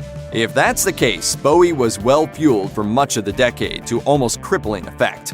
Bowie guitarist Carlos Alomar told the New York Post that Bowie used the drug to stay up late into the night, sometimes all night, sometimes for days in a row. He claimed its function was to keep you alert, and that's what Bowie was doing. It did not stop his creativity at all. By the mid-70s, I was so out of my gourd that really it was very impossible. It was all nigh on impossible for me to function in any rational way. It did occasionally affect his performance on stage. While careful not to appear high in front of audiences, Bowie would sometimes forget lyrics, according to Alomar. In these instances, Alomar would abandon singing his own parts and sing Bowie's in order to get Bowie back on track in the song. But what cocaine did do, however, was sink Bowie into mental states akin to the schizophrenia that the other members of his family had suffered. Doggett wrote, "He spent a decade trying to avoid what his grandmother called the family curse, and then several more years creating his own form of psychosis with cocaine and amphetamines. So bad were his addiction and the related mental issues while making the film The Man Who Fell to Earth in 1975 that Bowie claimed to see what he called, quote, demons of the future on the battleground of one's emotional plane. Soon after, he moved to Germany to clean up. I do take a degree of theatricality when I go on stage all the time. In the mid-70s, certain aspects of David Bowie's Thin White Duke persona gave fans pause, mostly for what Bowie himself described as the very Aryan fascist-type qualities of the character. In 1976, he told Playboy, "I believe very strongly in fascism. The only way we can speed up the sort of liberalism that's hanging foul in the air at the moment is to speed up the progress of a right-wing, totally dictatorial tyranny and get it over as fast as possible." He also likened Hitler to rock stars, particularly Mick Jagger, in the way he worked his audiences. And then there was the moment he was photographed waving to fans at Victoria Station in London in a manner that resembled a Nazi salute per Politico. Bowie eventually recanted his stance on fascism and Hitler. His copious consumption of drugs left him, in his own words, "at the end of my tether physically and emotionally, and with serious doubts about my sanity." In truth, he was exhibiting the symptoms of cocaine psychosis. To escape the cloud that had descended upon him, he did what any great artist would do. He applied himself to his craft, creating 3 of his finest, most acclaimed records, Low, Heroes, and Lodger. On June 23, 2004, Bowie shortened a concert in Prague due to what he thought was a pinched nerve. It wasn't. 2 nights later at the Hurricane Festival in Germany, Bowie had completed a final encore of Ziggy Stardust and collapsed before he could get backstage. He was rushed to the hospital and diagnosed with a blocked artery requiring immediate angioplasty. He remained in Germany until he was well enough to fly, and within 2 weeks was back at his home in New York. No one knew that the June 25th show would be his last full concert. He appeared infrequently over the next 2 years, singing with Arcade Fire at the Fashion Rocks benefit in 2005, performing with David Gilmour in 2006, and duetting with Alicia Keys at the Keep a Child Alive benefit in New York later in 2006. Bowie popped up here and there at benefits or fashion shows, but never again as a full-on performer. He disappeared from the spotlight almost completely until re-emerging in 2013 with his album The Next Day, though he would not play on stage or give a single interview to support the record. According to Rolling Stone, Bowie arrived to the first session of his final album, 2016's Black Star, with no eyebrows or hair on his head. He had been diagnosed with liver cancer and was receiving chemotherapy. He told very few people about it, preferring to keep to himself as he worked toward both beating the disease and creating a musical statement that would outlive him. Black Starr's themes of death and the afterlife seem chilling in retrospect. He sang on the track Lazarus, "Look up, I'm in heaven, I got scars that can't be seen." Bowie didn't want word of his condition or of the forthcoming record's existence released to the press, so he had the musicians he worked with sign non-disclosure agreements. Guitarist Earl Slick, who had played with Bowie since '74, said such a step was unnecessary due to the musicians' admiration of Bowie as an artist and a person. Slick told a British talk show, "I signed it, I didn't have to sign it. Okay. I signed it because I was asked to. All anybody had to do was to ask to be quiet, and out of respect we would have been." On January 10, 2016, 2 days after his 69th birthday and the release of Black Star, David Bowie died. The world was stunned and shaken by the news that David Bowie had suddenly passed away. The news shocked everyone, as the cancer diagnosis had been kept so quiet. In the weeks leading up to his passing, he recorded demos for 5 new songs, amazing his producer Tony Visconti. According to Rolling Stone, just a week before he died, Bowie told Visconti he wanted to make one more album. It never came to be. Visconti wrote, "He always did what he wanted to do, and he wanted to do it his way, and he wanted to do it the best way. His death was no different from his life, a work of art." With the news of Bowie's death, fans were left to ponder what he left behind. He had channeled the tragedies of his mother's family's mental illness and that of his brother into the personas that enabled him to express his unique vision and the sounds that accompanied it. He had transcended the accepted attitudes on gender identity to influence generations. He overcame a crippling drug addiction to find peace in his life and the creation of his art. Even though he should have had many more years to live and create, his final work succinctly closed the book on his life, as rich and unforgettable a life as one could hope to live. If you or anyone you know is having suicidal thoughts, please call the National Suicide Prevention Lifeline at 1-800-273-TALK, 8255. Paul Simon and Art Garfunkel met in 1953 while at school in Queens. Together, they formed the folk rock duo Simon and Garfunkel, becoming one of the best-selling groups of the 1960s. Tragically, though, their friendship couldn't survive fame and fortune. Here's the troubled, real-life story of Simon and Garfunkel. For Paul Simon, music came easy. His father, Louis Simon, was a band leader who had already appeared on TV shows including The Jackie Gleason Show when the family moved to Queens, New York, when Paul was around 4 years old. Living just 3 blocks away was Art Garfunkel, who, according to his website, became interested in music at the age of 4 when his father brought home an early audio recorder. In 1953, the two became friends while attending Parsons Junior High School together. After appearing in a school production of Alice in Wonderland, they started their own street corner doo-wop group. In 1957, they decided to try singing as a duo under the name Tom and Jerry. Their first single, Hey Schoolgirl, was a top 50 hit. Not bad considering they were still just 16 years old. Simon and Garfunkel's time as Tom and Jerry was short-lived. Sid Prozin, the record executive who got them the Hey Schoolgirl gig, managed to land them a spot on American Bandstand. But he also signed Simon to a solo deal, which Garfunkel viewed as a betrayal. The duo split up. It was just the first of many breakups. After reuniting in 1963, they performed for a while under the name Kane and Gar. A record exec heard them and signed them to Columbia Records, where they made their first album under their real names. Wednesday Morning, 3 a.m., barely sold anything when it came out in 1964, so they split up again and went their separate ways. A funny thing happened, though. Their song, The Sound of Silence, began finding an audience at the end of 1965, and in early 1966, it hit #1 on the Billboard charts, almost 2 years after it was released. Simon and Garfunkel reunited, and hit after hit followed, with the single Mrs. Robinson hitting #1 in 1968 after being featured in the classic film The Graduate. Simon and Garfunkel were on top of the world, which meant the only direction they could go was down.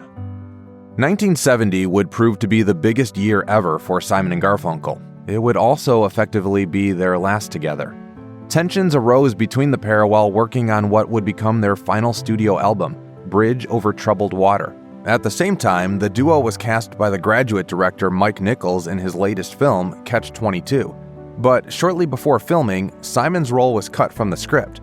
Garfunkel, who was becoming more interested in acting, went ahead with his part, and then took a role in Nichols' next film as well, Carnal Knowledge. Fellow actor and documentary producer Charles Grodin blamed Nichols for spurring the duo's official breakup. According to The Hollywood Reporter, Grodin said, "I just think this is outrageous. You don't take Simon and Garfunkel and ask them to be in a movie and then drop one of their roles on them. You just don't do that." Bridge Over Troubled Water, though, was a runaway commercial success, becoming the best-selling album of 1970 and, at one point, the best-selling album of all time. In March 1971, Bridge Over Troubled Water also made Grammys history. Simon and Garfunkel as a group won 2 awards for Record and Album of the Year, while Paul Simon was awarded 7 Grammys total, a record that would stand until 1984.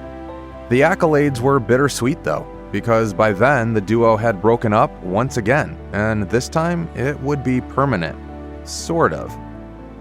While their professional relationship was on the rocks, both Simon and Garfunkel were also struggling with their individual personal lives. In 1969, just prior to the duo's breakup, Simon married Peggy Harper. The two had a son in 1972, but the marriage fell apart, leading to divorce in 1975. Simon later became involved with Carrie Fisher, and the two got married in 1983. The marriage only lasted a year, but they continued the relationship for nearly a decade after getting divorced. It finally ended when Simon married fellow musician and current wife Edie Brickell in 1992. Even that relationship has occasionally been fraught, however. In 2014, the couple was in court for disorderly conduct after getting into a physical dispute at their home, though charges were eventually dropped, and they seem to still be going strong. Garfunkel's love life was equally turbulent. Following the end of his partnership with Simon, Garfunkel married girlfriend Linda Grossman in 1972, but Garfunkel described the union as, quote, bitter. They divorced in 1975 and reportedly never spoke again. Garfunkel then began a relationship with actress Laurie Bird, who moved in with him. Tragically, though, while he was out on the road in 1979, she took her own life at the age of just 25. Garfunkel was reportedly devastated and credits a short relationship with legendary director Penny Marshall for helping pull him out of a deep depression. Finally, in 1985, Garfunkel met his current wife, Kim Cermak, a longtime fan who was lucky enough to score a date with the legendary musician. She told the Savannah Morning News, "He is really a beautiful human being. I can't tell you how much I love him."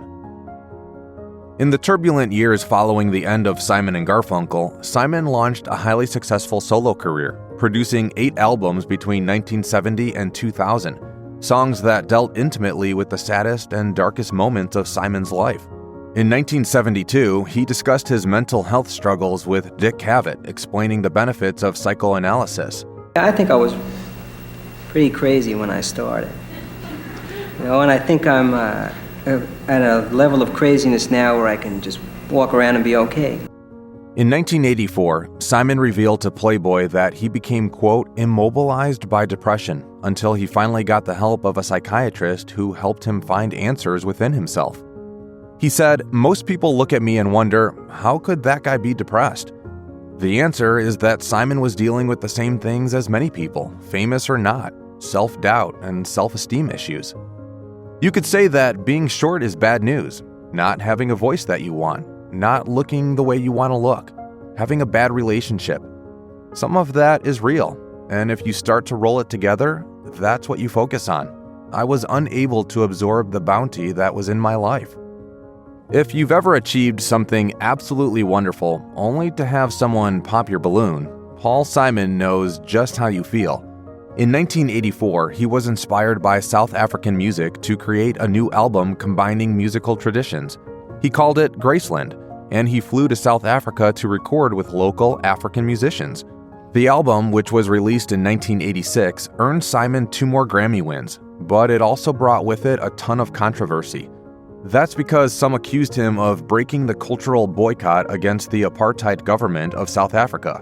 Others accused him of cultural appropriation, But Simon vigorously defended himself, making a distinction between performing for white audiences and recording with black artists.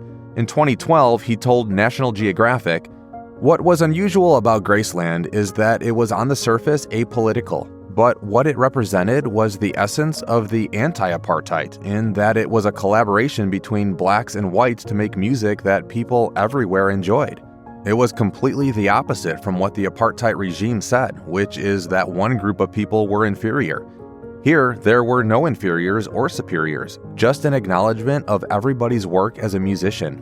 It was a powerful statement."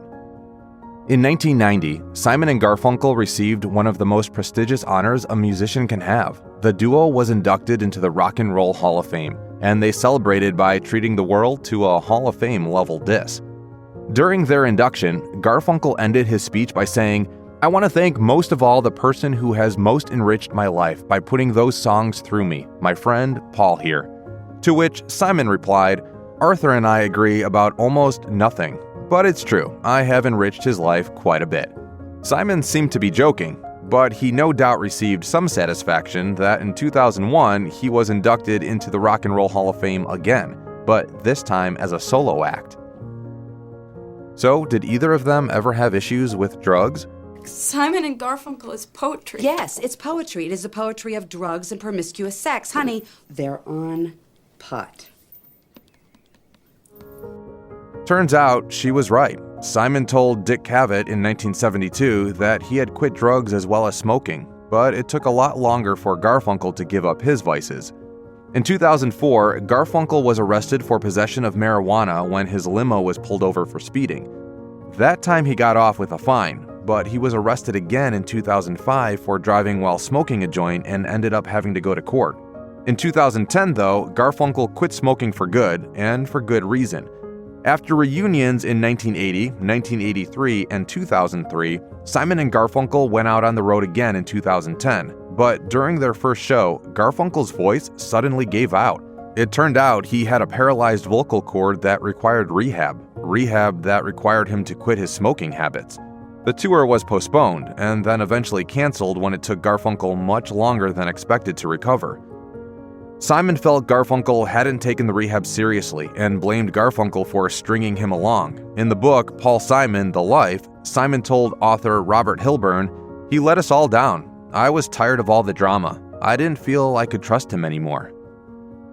Voice issues were not Art Garfunkel's only trouble. In February 2015, the New York Post reported that while the singer was out of the country, his 15th floor penthouse at 5th Avenue and 79th Street caught fire. According to the New York Daily News, a pipe had frozen, and when maintenance crews tried to thaw it, sparks led to smoke, which led to firefighters ripping down a wall. Doing so damaged several books from Garfunkel's extensive library. In spite of the damage, Garfunkel issued a statement that read in part, "We can't praise the speed and effectiveness of the firefighters enough and extend the most heartfelt and sincere gratitude to the men and women that protect this city." Garfunkel later told Rolling Stone that the damage hadn't been too bad, but that he had lost roughly 100 books to water damage. An avid bibliophile with over 1,000 books on display in his apartment, he said, "I love my books, so I replaced them, every damn one of them." If it seems like a lifetime ago that Paul Simon and Art Garfunkel shared their first cigarette as boys, that's because it has been.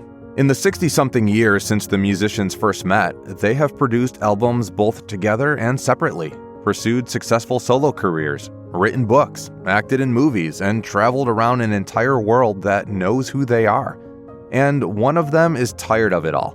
Simon told the New York Times in 2016, "Showbiz doesn't hold any interest for me. None." He also seemed to shut the door for good on any possible reunion with Garfunkel, telling NPR in 2016, "Quite honestly, we don't get along, so it's not like it's fun. If it was fun, I'd say, okay, sometimes we'll go out and sing old songs in harmony. That's cool. But when it's not fun, and you're going to be in a tense situation, well, then I have a lot of musical areas that I like to play in. So that'll never happen again. That's that." Simon seems to mean it, as he announced his retirement from touring in 2018. But as usual, Art Garfunkel still spins in the opposite direction of his longtime partner. Garfunkel's website cited a full concert schedule for 2020, with more shows planned to come in 2021. And he has a message for Paul Simon. Garfunkel wants Simon to get in touch. Quoting a line from Bridge Over Troubled Water, Garfunkel told American songwriter, "I'll be your friend when you're in trouble. Well, I'm in trouble now that I'm 78, Paul. If Paul is supposed to be my friend, give me a call. Paul, read this American songwriter interview and give me a phone call." So, will there be another reunion? It sure seems unlikely, but given the mercurial nature of their relationship, you can never say never, even if Simon already said exactly that. We'll just have to wait and see. If you or anyone you know is having suicidal thoughts, please call or chat online with the National Suicide Prevention Lifeline at 1-800-273-TALK. That's 1-800-273-8255. As both a legendary solo artist and a member of the rock group Fleetwood Mac, Stevie Nicks has lived hard and fast in her 5-decade career, for better or for worse. And it's fair to say things haven't always been easy. Here are the tragic details about Stevie Nicks. Stephanie Lynn Nicks was born in Phoenix in 1948 to Jess, a corporate executive, and Barbara, a homemaker. Nicks' grandpa, Aaron Nicks, was an aspiring country music singer who taught her to sing at the age of 4, built a guitar for her, and began taking her with him to local music gigs. Following a successful tap dance performance in the 6th grade, Nicks decided she wanted to be a performer. Then, while attending high school, she met a boy, a high school classmate and fellow musician named Lindsey Buckingham, who was playing at a party Nicks went to in 1966. On a whim, Nicks began singing as Buckingham played. The two didn't see each other again for 2 years, until one day, Buckingham called out of the blue and asked Nicks to join his band. The group was called Fritz, and Nicks was a welcome addition. She also fell in love with Buckingham, and the duo remained together as Fritz and opened for a number of iconic musicians, including Janis Joplin, Jimi Hendrix, and Santana, before breaking up in 1971. Nicks and Buckingham, however, remained together and formed their own band, Buckingham Nicks. Within 2 years, Buckingham Nicks was signed by Polydor Records. Their debut, self-titled album came out in 1973 and went largely unnoticed by both critics and the public, except for one thing. On the album cover, the couple appeared nude from the waist up, a daring move that had never been done before. But this decision by Buckingham Nicks didn't fall into place all that easily. According to Gold Dust Woman, a biography of Nicks, Nicks demurred when asked to take off her blouse, and the abusive Buckingham threw a fit, insisting that the cover was art and lambasting Nicks for acting like a child. Nicks gave in and later hid the album, refusing to show it to her father. Unfortunately, Buckingham Nicks didn't work out all that well. Following the virtual failure of the album, the couple began to struggle financially. Buckingham continued working on his music, but Nicks worked at a variety of jobs to keep the couple afloat, including as a dental assistant, maid, and waitress. In 1994, Nicks told the Island Ear, "I worked at the Copper Penny, Clementine's, and Bob's Big Boy. I supported Lindsey and I for years." In 1975, Stevie Nicks and Lindsey Buckingham finally got their due. They were asked to join Fleetwood Mac. Mick Fleetwood called the couple on New Year's Eve and asked them to dinner, but they were already working on their second album, and Buckingham wasn't too excited about the idea of joining another band. Nicks was unsure as well, since Christine McVie was already playing with Fleetwood Mac alongside her husband, John. Nicks later told Rolling Stone, "At the beginning, people said, 'Does Christine want another girl in the band?' And I said, 'I hope she does. When she meets me, I hope she likes me.'" McVie did indeed like Stevie Nicks, and both Nicks and Buckingham joined Fleetwood Mac almost immediately. We had dinner, and when we left, everybody just sort of hugged each other and said, well, rehearsal is next week at 7 o'clock, and it was done. Together, the ladies made a pact, said Nicks, to never be treated like second-class citizens. Nicks later recalled that they agreed, "We will never be not allowed to hang out in a room full of intelligent, crazy rock and roll stars, because we're just as crazy and just as intelligent as they are." Luckily, things worked out, and the band was thrilled with Stevie Nicks' songs. 2 of them, Rhiannon and Landslide, appeared on Fleetwood Mac's first album with Buckingham and Nicks, making the Billboard 200 list in 1976 with 3 hits in the top 20. As Fleetwood Mac skyrocketed to fame, however, the band members themselves weren't doing so hot. Nix had long been frustrated about the old days, in which she worked as a waitress while Buckingham turned down $500 gigs at steakhouses. Naturally, she hoped for a better relationship with Fleetwood Mac, so she insisted to Buckingham that they had to repair their relationship and put their problems behind them. Things weren't helped, however, by the fact that Nix began having an ill-fated affair with Mick Fleetwood. She and Buckingham broke up. Elsewhere in the band, the McVies were going through their own troubles after Christine had an affair with the lighting director in 1976. Despite the fragmented nature of the band in the late 70s, however, it was during this era that they put out arguably their greatest album ever, Rumors. Notably, a significant number of songs from Rumors can be seen as obvious preludes to the band members' impending romantic breakups, including Buckingham's Secondhand News and Never Going Back Again, and Christine McVie's You Make Loving Fun, which was written about her affair. So, as Rumors took off to become #1 on Billboard and won a Grammy for Album of the Year, the players themselves were falling apart. Stevie Nicks' newfound romantic freedom led to a number of relationships beginning in the late 70s. She first romanced the Eagles frontman, Don Henley. Nicks' 1981 debut solo album, Belladonna, featured Henley on one of the tracks, the ever-romantic Leather and Lace. But although it was rumored that Henley wanted to marry Nicks, the couple eventually broke up. A decade or so later, in 1992, Nicks told Vox magazine that she had once been pregnant by Henley, one of 4 times total she had become pregnant in her life. Nicks decided to terminate her pregnancies. She explained, "To give up 4 babies is to give up a lot that would be here now.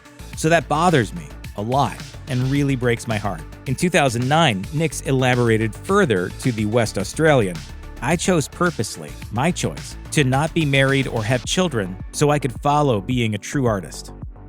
Although the members of Fleetwood Mac did split up romantically, everybody made a concerted effort to keep the band together. Unfortunately, the band's busy schedule had another unfortunate side effect. Touring night after night quickly took its toll on Stevie Nicks' vocal cords. A July 1977 concert review by New York Times writer John Rockwell revealed Nicks had nodes on her vocal cords. Not only was her voice hoarse, but her mid-range notes were shredded to the point that a few of the band's upcoming concerts were subsequently canceled. The sound of Nicks' voice on stage was also costing the band in the way of bad reviews. Stevie Nicks publicly addressed her issues in August 1977. She told the public that a doctor had informed her that her speaking voice was destroying her singing voice, having aggravated the nodules in her vocal cords. Nicks then recuperated by refraining from talking as Fleetwood Mac took a break from their world tour. At the time, she said, "I just have to do the best I can do." But Rockwell had noticed something else in Fleetwood Mac's concert performance, too.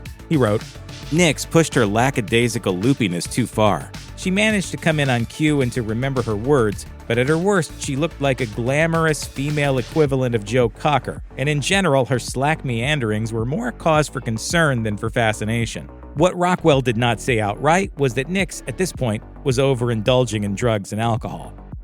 Stevie Nicks spent most of the early 1980s as high as a kite. She tried to quit her cocaine habit as early as 1982, but slipped while filming the music video for Gypsy. It was the first thing I thought of when I woke up in the morning, and the last thing I thought of before I went to bed. She also began chain-smoking cigarettes, and in 1986, discovered that her cocaine usage had literally burned a hole in the septum of her nose. Nicks' parents and friends finally intervened in the late 1980s. Nicks' close friend, Tom Petty, later told Rolling Stone, "I was very worried about her. If the phone did ring and they said Stevie died, I wouldn't have been surprised." Nicks checked into the Betty Ford Clinic in 1986. 3 songs came from the experience. Welcome to the Room, Sarah, and When I See You Again appeared on Fleetwood Mac's Tango in the Night album in 1987. And I'm Doing the Best I Can appeared on Nicks' own The Other Side of the Mirror album in 1989. By then, however, the singer had been prescribed Klonopin by her psychiatrist and was now addicted to that drug. She entered rehab a final time in 1993.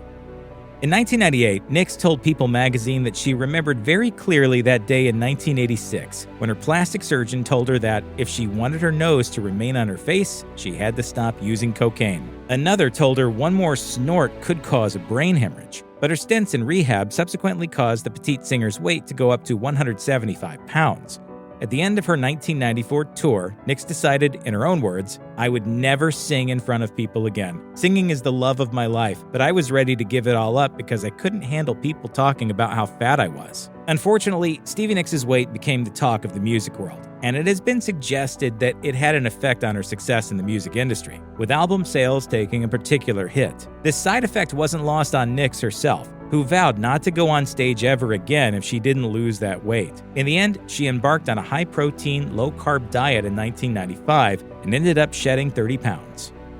In 1990, Fleetwood Mac produced their first real flop, Behind the Mask. That September, Nicks left the band to pursue her solo career full-time. Her departure has since been attributed to an argument with Mick Fleetwood, who refused to allow Nicks to use her own song, Silver Springs, on a solo project called Time Space. Upon leaving the band, Nicks compiled some of her other hits for Time Space instead, which was relatively well received. A successful tour followed during 1991 and 1992. Nicks did reunite with Fleetwood Mac briefly in the early 90s. Presidential nominee Bill Clinton decided to use the band's hit song Don't Stop for his successful campaign, but both Stevie Nicks and Lindsey Buckingham stayed on just long enough to perform a single concert at Clinton's inaugural ball in January 1993 before resuming their solo acts. But Nicks never really wanted a solo career. She told Rolling Stone in 2011, "I always wanted to be just in a band, but I just had so many songs." So it was probably inevitable that Nicks would eventually rejoin Fleetwood Mac. It happened in 1997 for their next album, The Dance. To this day, although she still has her solo gig running, Nicks is a member of Fleetwood Mac. She may have endured a tumultuous personal life, but Stevie Nicks' professional career is littered with accolades and accomplishments. Since 1977, Nicks has earned 2 Grammys with Fleetwood Mac, has been nominated for a Grammy 14 times, and has 2 recordings in the Grammy Hall of Fame. Since 1981, Belladonna has sold more than 5 million copies in the US alone. That same year, Rolling Stone named the singer the reigning queen of rock and roll, as well as one of the 100 greatest singers of all time. 3 more of Nicks' albums have gone platinum over the years, and between her own and those she made with Fleetwood Mac, Nicks has sold over 140 million records. In 2019, Nicks made history. She was inducted into the Rock and Roll Hall of Fame for the second time, making her the first woman in music history to have achieved such an honor. One of the most successful American rock bands in history, Bon Jovi is a household name around the globe, but the members of the group have suffered their fair share of setbacks. Here are some of the darker and more challenging moments in the lives of the famous bandmates. According to Rolling Stone, when Bon Jovi taped its 2007 episode of Unplugged, there were rumors flying around the set that guitarist Richie Sambora was too drunk to play. His team denied that there were any problems. Nevertheless, a few days after the June 5th session, a band representative told Us Weekly that Sambora had checked into a Los Angeles drug treatment facility to address his issues with alcohol. A source also told Us Weekly that Sambora was going through a hard time following a rapid chain of stressful events that included the death of his father, the finalization of his divorce from Heather Locklear, and relationship problems with girlfriend Denise Richards. A few months later, Sambora spent an additional week in rehab at Utah's Cirque Lodge facility. Addiction recovery is a journey, and sometimes that road is rocky. In March 2008, while driving in California, Sambora was pulled over for weaving across lanes. After failing field sobriety tests, he was arrested, booked, and released about 5 hours later. The guitarist faced as many as 6 months in prison. He ultimately pleaded no contest to a charge of drunk driving and received probation, charged fines, and ordered to take an alcohol education class. In 2011, Sambora decided to admit himself to a drug treatment center once again to seek help. Sambora explained to Extra that his 14-year-old daughter motivated him to stop drinking when she told him to clean up his act. We were going through it as a family together. You know what I mean? Yeah. So it was like her saying that to me, and that kind of was like, okay, that's it. Yeah. That was it, man. While Bon Jovi was on a hiatus in the early 90s and before recording its 5th studio album, Keep the Faith, the band's members pursued various projects. John Bon Jovi recorded his solo debut, Blaze of Glory, and Richie Sambora made his record, Stranger in This Town. Bon Jovi keyboardist David Bryan played all over Sambora's album while also recording the score for the movie Netherworld. Unfortunately, he also spent a large portion of his Bon Jovi hiatus recovering from parasites he believes he acquired when the band toured through South America. These dangerous little creatures absolutely ravaged Bryan's body. He lost 40 pounds and could have died. Brian told Keyboard Magazine in 1993, "They ate out my intestines and my stomach and put me out of commission for about 6 months." Brian went on to make a full recovery, and to this day he continues to enjoy a very long, successful career with Bon Jovi. In 1989, Jon Bon Jovi married Dorothea Hurley, his longtime love who he met in high school. They've raised 4 kids together, starting off with his eldest daughter, Stephanie. Sadly, the family has had some ups and downs. In November 2012, police and paramedics were summoned to a dormitory at Hamilton College in upstate New York in response to a call that Stephanie was unresponsive, possibly due to a drug overdose. It was a traumatic moment for the family, but luckily she was treated and quickly released from a local hospital. In an interview with Katie Couric, Bon Jovi said, "That problem is much more prevalent than I knew. It happens to all kinds of families all over." He added that Stephanie was doing great and gave a positive update on the situation. You know, I'm just blessed that she's healthy and whole, and we're getting through it. We've got That's good. Despite being the drummer in an incredibly successful band for nearly 40 years, Tico Torres has kept his personal life relatively quiet. It wasn't until 2009 with the Bon Jovi documentary, When We Were Beautiful, that he opened up about his struggles with addiction.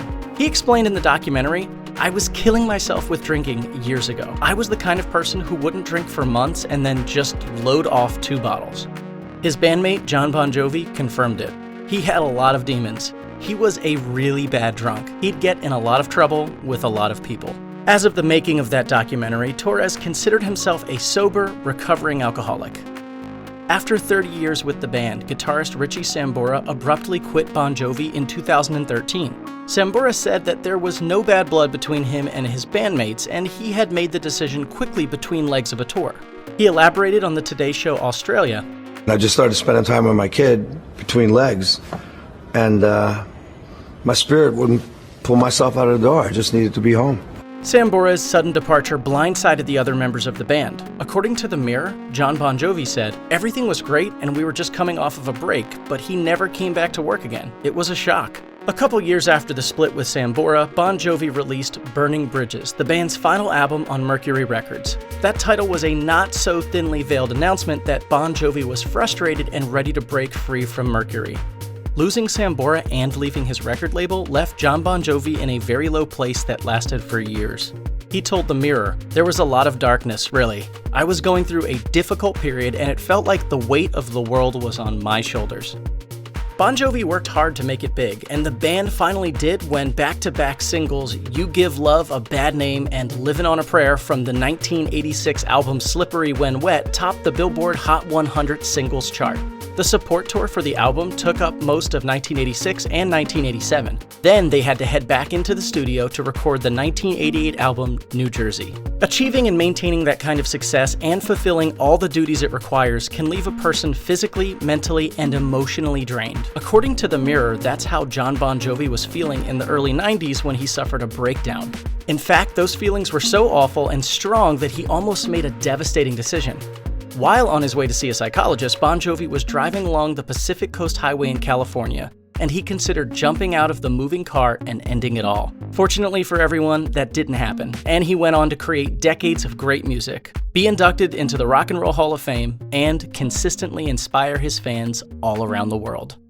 If you or anyone you know is having suicidal thoughts, please call or chat online with the National Suicide Prevention Lifeline at 1-800-273-TALK. Even though Ringo Starr was a member of the Beatles, his success hasn't saved him from the depressing side of life. In fact, he's had more than his fair share of tough times. Here are some tragic details of this drummer's life.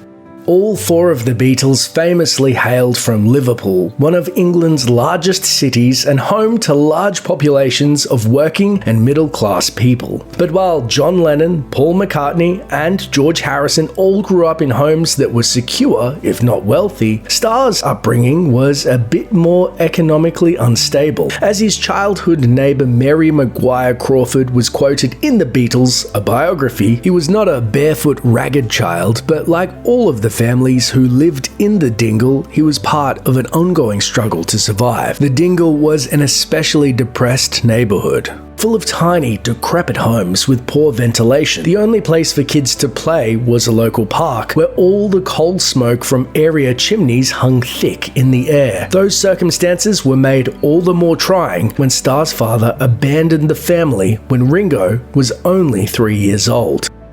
During the Beatles' time together, there was a through line of disrespect towards Ringo. He was only allowed to sing lead on 11 songs and write 2 unassisted, and he didn't even get to play on one of the group's earliest and biggest hits. Producer George Martin didn't like the drumming that Starr turned in for Love Me Do, so he brought in a session drummer named Andy White to play drums on that track and the B-side P.S. I Love You. Starr was demoted to playing the tambourine and maracas. Toward the end of the 1960s, the band life of the Beatles was famously contentious. He got so bad in 1968 for Starr that he briefly left the band in the middle of recording the White Album. As he described the situation, "I felt I wasn't playing great, and I also felt the other 3 were really happy, and I was an outsider." While Starr took his family on vacation to Sardinia, the other Beatles recorded without him. They took bits and pieces of work he'd previously recorded and some new drum work by Paul McCartney to cobble together the rhythmic backing track for Back in the USSR. When Starr returned, his bandmates at least welcomed him back by covering his drum kit in flowers. Say, hey Ringo, this is your song for the album. We hear your voice on this. No, he said you're doing that. You're right. And when you have to no, sing, he never said it like that. After the Beatles split up in 1970, all 4 members enjoyed solo success. For his part, Starr had 8 singles in a row that all reached the top 10 in the US, including the #1 hits Photograph and You're 16. The albums Ringo and Goodnight Vienna went platinum and gold respectively, but then the public seemingly grew tired of what he was offering. In 1976, Ringo's Rotogravure stalled at number 28 on the US charts, and the singles A Dose of Rock and Roll and Hey Baby tanked as well. The 1977 and 1978 albums Ringo IV and Bad Boy straight up flopped, reaching just number 162 and 129 respectively on the Billboard charts. After Starr left his label over a dispute, it took him 3 years to record and release more music. With 1981's Stop and Smell the Roses, he enjoyed a modest comeback with the number 38 hit Rack My Brain, a song written by former bandmate George Harrison. But Stop and Smell the Roses sold so poorly that RCA Records dropped Starr. Starr met his first wife, Maureen Cox, at the Cavern Club, the venue where the Beatles cut their teeth. The 2 of them wed in 1965, had 3 children together, and the marriage weathered the storm of worldwide fame and attention, but just barely, and not, as it turned out, for the long haul. Does that worry you, that the fact that, you can't go anywhere with him? No, not really. I just sort of enjoy myself. Cox had a brief affair with George Harrison. After she and Starr grew apart in the mid-70s, Starr struck up a relationship with model Nancy Lee Andrews, leading to a divorce which was finalized in 1975. According to John Lennon's first wife, Cynthia, Cox was so devastated that she attempted to take her own life by running a motorcycle into a wall. She survived, but she endured a lengthy cosmetic surgery to correct her facial injuries. Starr and Cox both remarried, but they reportedly remained cordial. They stayed so friendly, in fact, that Starr was with his former wife when she passed away in December 1994. She underwent a bone marrow transplant from their son Zach that was intended to treat leukemia. Sadly, the procedure didn't completely improve her health, and she died from complications of the surgery at age 47. 1970 was the year that the Beatles split up, but Ringo at least had something in his personal life to celebrate that year, as his first daughter and 3rd child overall was born. Lee Starkey stayed out of the spotlight for decades, unlike some other famous Beatles offspring. But then she made headlines in the fall of 1995 when she suddenly fell seriously ill. After collapsing and then being hospitalized in London, Lee Starkey was diagnosed with a brain tumor. After having fluid drained from her skull, she was transferred to Brigham and Women's Hospital in Boston, where a neurosurgeon performed an experimental 4-hour operation on her. The tumor was removed entirely, and she was quickly discharged. Her father was reportedly by her bedside for the ordeal, and he stayed with her in Boston for 6 weeks after, when she underwent 8-minute radiation treatments every day. In 2001, the tumor returned, and Starkey had to endure more medical treatments, but she thankfully managed to survive those as well. Everybody can relate to the people and themes in John Mellencamp's music. That's because he's a real guy who's lived a few lifetimes worth of drama and struggle. Here's a look into the tragic, real-life story that shaped the life and work of John Mellencamp. Mellencamp is lucky he made it out of his childhood alive. Shortly after his birth in 1951, he underwent surgery for spina bifida, a birth defect that leaves an opening in the spinal column that can make the spinal cord extend outside the body and leave a growth. That was usually a fatal condition back in the early 50s, but a new surgical technique saved young Mellencamp's life. More than 60 years later, in 2014, he met the surgeon who performed the operation, Dr. Robert Heimberger. They remembered it because I was the first one they'd ever done. According to Mellencamp, Heimberger and Associates performed operations on 3 infant spina bifida patients at Riley Children's Hospital in Indianapolis. One died on the table. Another girl lived, I think, till she was 14, and then she died. And then me. Mellencamp's songs are often from the point of view of the underdog. They're about hardworking individuals from small towns trying to get a leg up to be able to afford a little pink house. That's a struggle Mellencamp witnessed in his hometown of Seymour, Indiana, and within his own family. His father, Richard, met his mother when he literally ran into her on the street one day. As Mellencamp told the New York Times in 1987, Richard and his older brother Joe were running from cops after roughing up 4 guys in retaliation for a beating Richard had gotten earlier. Those Mellencamps were playing the detestable part in which the community had cast them. As Mellencamp explained, for as far back as anyone can care to remember, there has been a rigid, petty, small-town class system in Seymour. The top of that system was occupied by people who became rich during the Industrial Revolution, while the rest were farmers. The singer's great-great-grandfather moved from Germany to Indiana in 1851 and started the family farm, which had to be sold a generation later. That left John's grandfather Harry to drop out of school in the 3rd grade to work as a carpenter. When Harry went to register to vote, the clerk laughed at him and made fun of his name. As John put it, we were always hearing talk that you low-class Mellencamps will never amount to anything. At the age of 18, Mellencamp was dating a woman 3 years older than him named Priscilla Esterline. When she became pregnant in 1970, the couple tried to do the traditional thing and get married, but under Indiana law at the time, 18-year-old Mellencamp wasn't old enough to do so without parental permission. But that's when the couple hit upon a solution. They eloped to Kentucky, the next state over. That marriage lasted a little over a decade through Mellencamp's early career hurdles, stumbles, and dead ends. But it couldn't survive when he fell for another woman. After seeing a photo of professional TV extra Vicky Granucci at a friend's house, Mellencamp became infatuated. When they finally met, it turned out they actually had fantastic chemistry. He and Esterline quickly split up so that Mellencamp could marry Granucci, who notably stars as Diane in Mellencamp's Jack and Diane video. 2 months after they made it official, they welcomed their first daughter, Teddy Jo, who would later go on to become a cast member on The Real Housewives of Beverly Hills. After he married Granucci, Mellencamp's history of tumultuous love affairs still wasn't over, as he would once again fall for a new woman, leave his current wife, marry the new gal, and put her in a music video. This time, it was Elaine Irwin, whom he met when she was the cover model for his 1991 album, Whenever We Want It. 10 weeks after their first face-to-face, they were engaged, and in 1992, they married. She's also the star of his video for Get a Leg Up. This third marriage lasted a long time, almost 18 years, but it nonetheless fell apart as surely as the first 2. Apparently, women just don't like me very much. That's all I can say about that. In 2011, not long after his divorce was finalized, Mellencamp struck up an on-again, off-again relationship with movie star Meg Ryan, a coupling that apparently left the rocker a little wounded.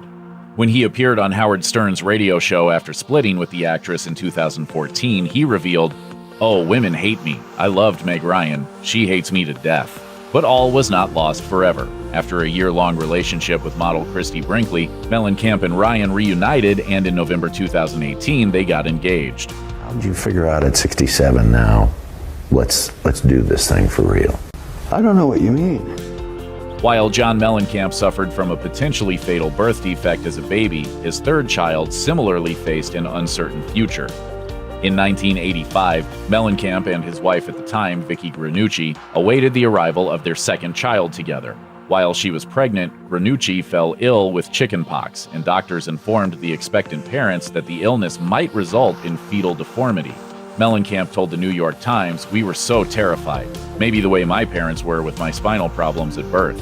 Mellencamp also noted that he and Granucci were so afraid of losing their child that they didn't decide on a name until the day Granucci gave birth. He told the Times, "As the doctor began the delivery, we decided that if there was any justice in the world, the baby would be healthy. In the end, she was just fine, and accordingly, since there appeared to be justice in the world, Mellencamp and Granucci named their new daughter Justice." Mellencamp has left alcohol and marijuana behind, but he's not a man totally devoid of vice, as he's an enthusiastic lifelong smoker. As he revealed in a 2018 interview with CBS News, he started puffing on cigarettes at the tender age of 10, and he doesn't think more than 5 decades of the habit have been all that bad for him, and he's got a bit of a theory about that. I believe that it's the combination of cigarettes and alcohol that get people, the two of them combined. That theory may not carry too much weight, though, considering that Mellencamp suffered a heart attack in 1994 at the relatively young age of 42. He was on tour and he didn't feel well, so he went back to his hometown of Bloomington, Indiana to consult with doctors there. He later spoke about the health scare during an appearance on The Late Show with David Letterman, mentioning that when the doctor told him he was having a heart attack, he went nuts and called him, quote, everything in the book. He said, "John, you can say whatever you want to me or act any way you want. Yeah. But a first-year medical student could tell you you've had a heart attack." Wow. And I went, oh.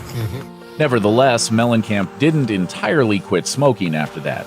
He just cut down from 4 packs a day to 1. This is the number for the Surgeon General. Mellencamp's road to fame and fortune as an authentic rock and roll star wasn't traditional or short. By the time he scored his first top 30 hit in the United States with I Need a Lover in 1979, he was almost 30 years old, which is fairly long in the tooth for the youth-oriented music industry.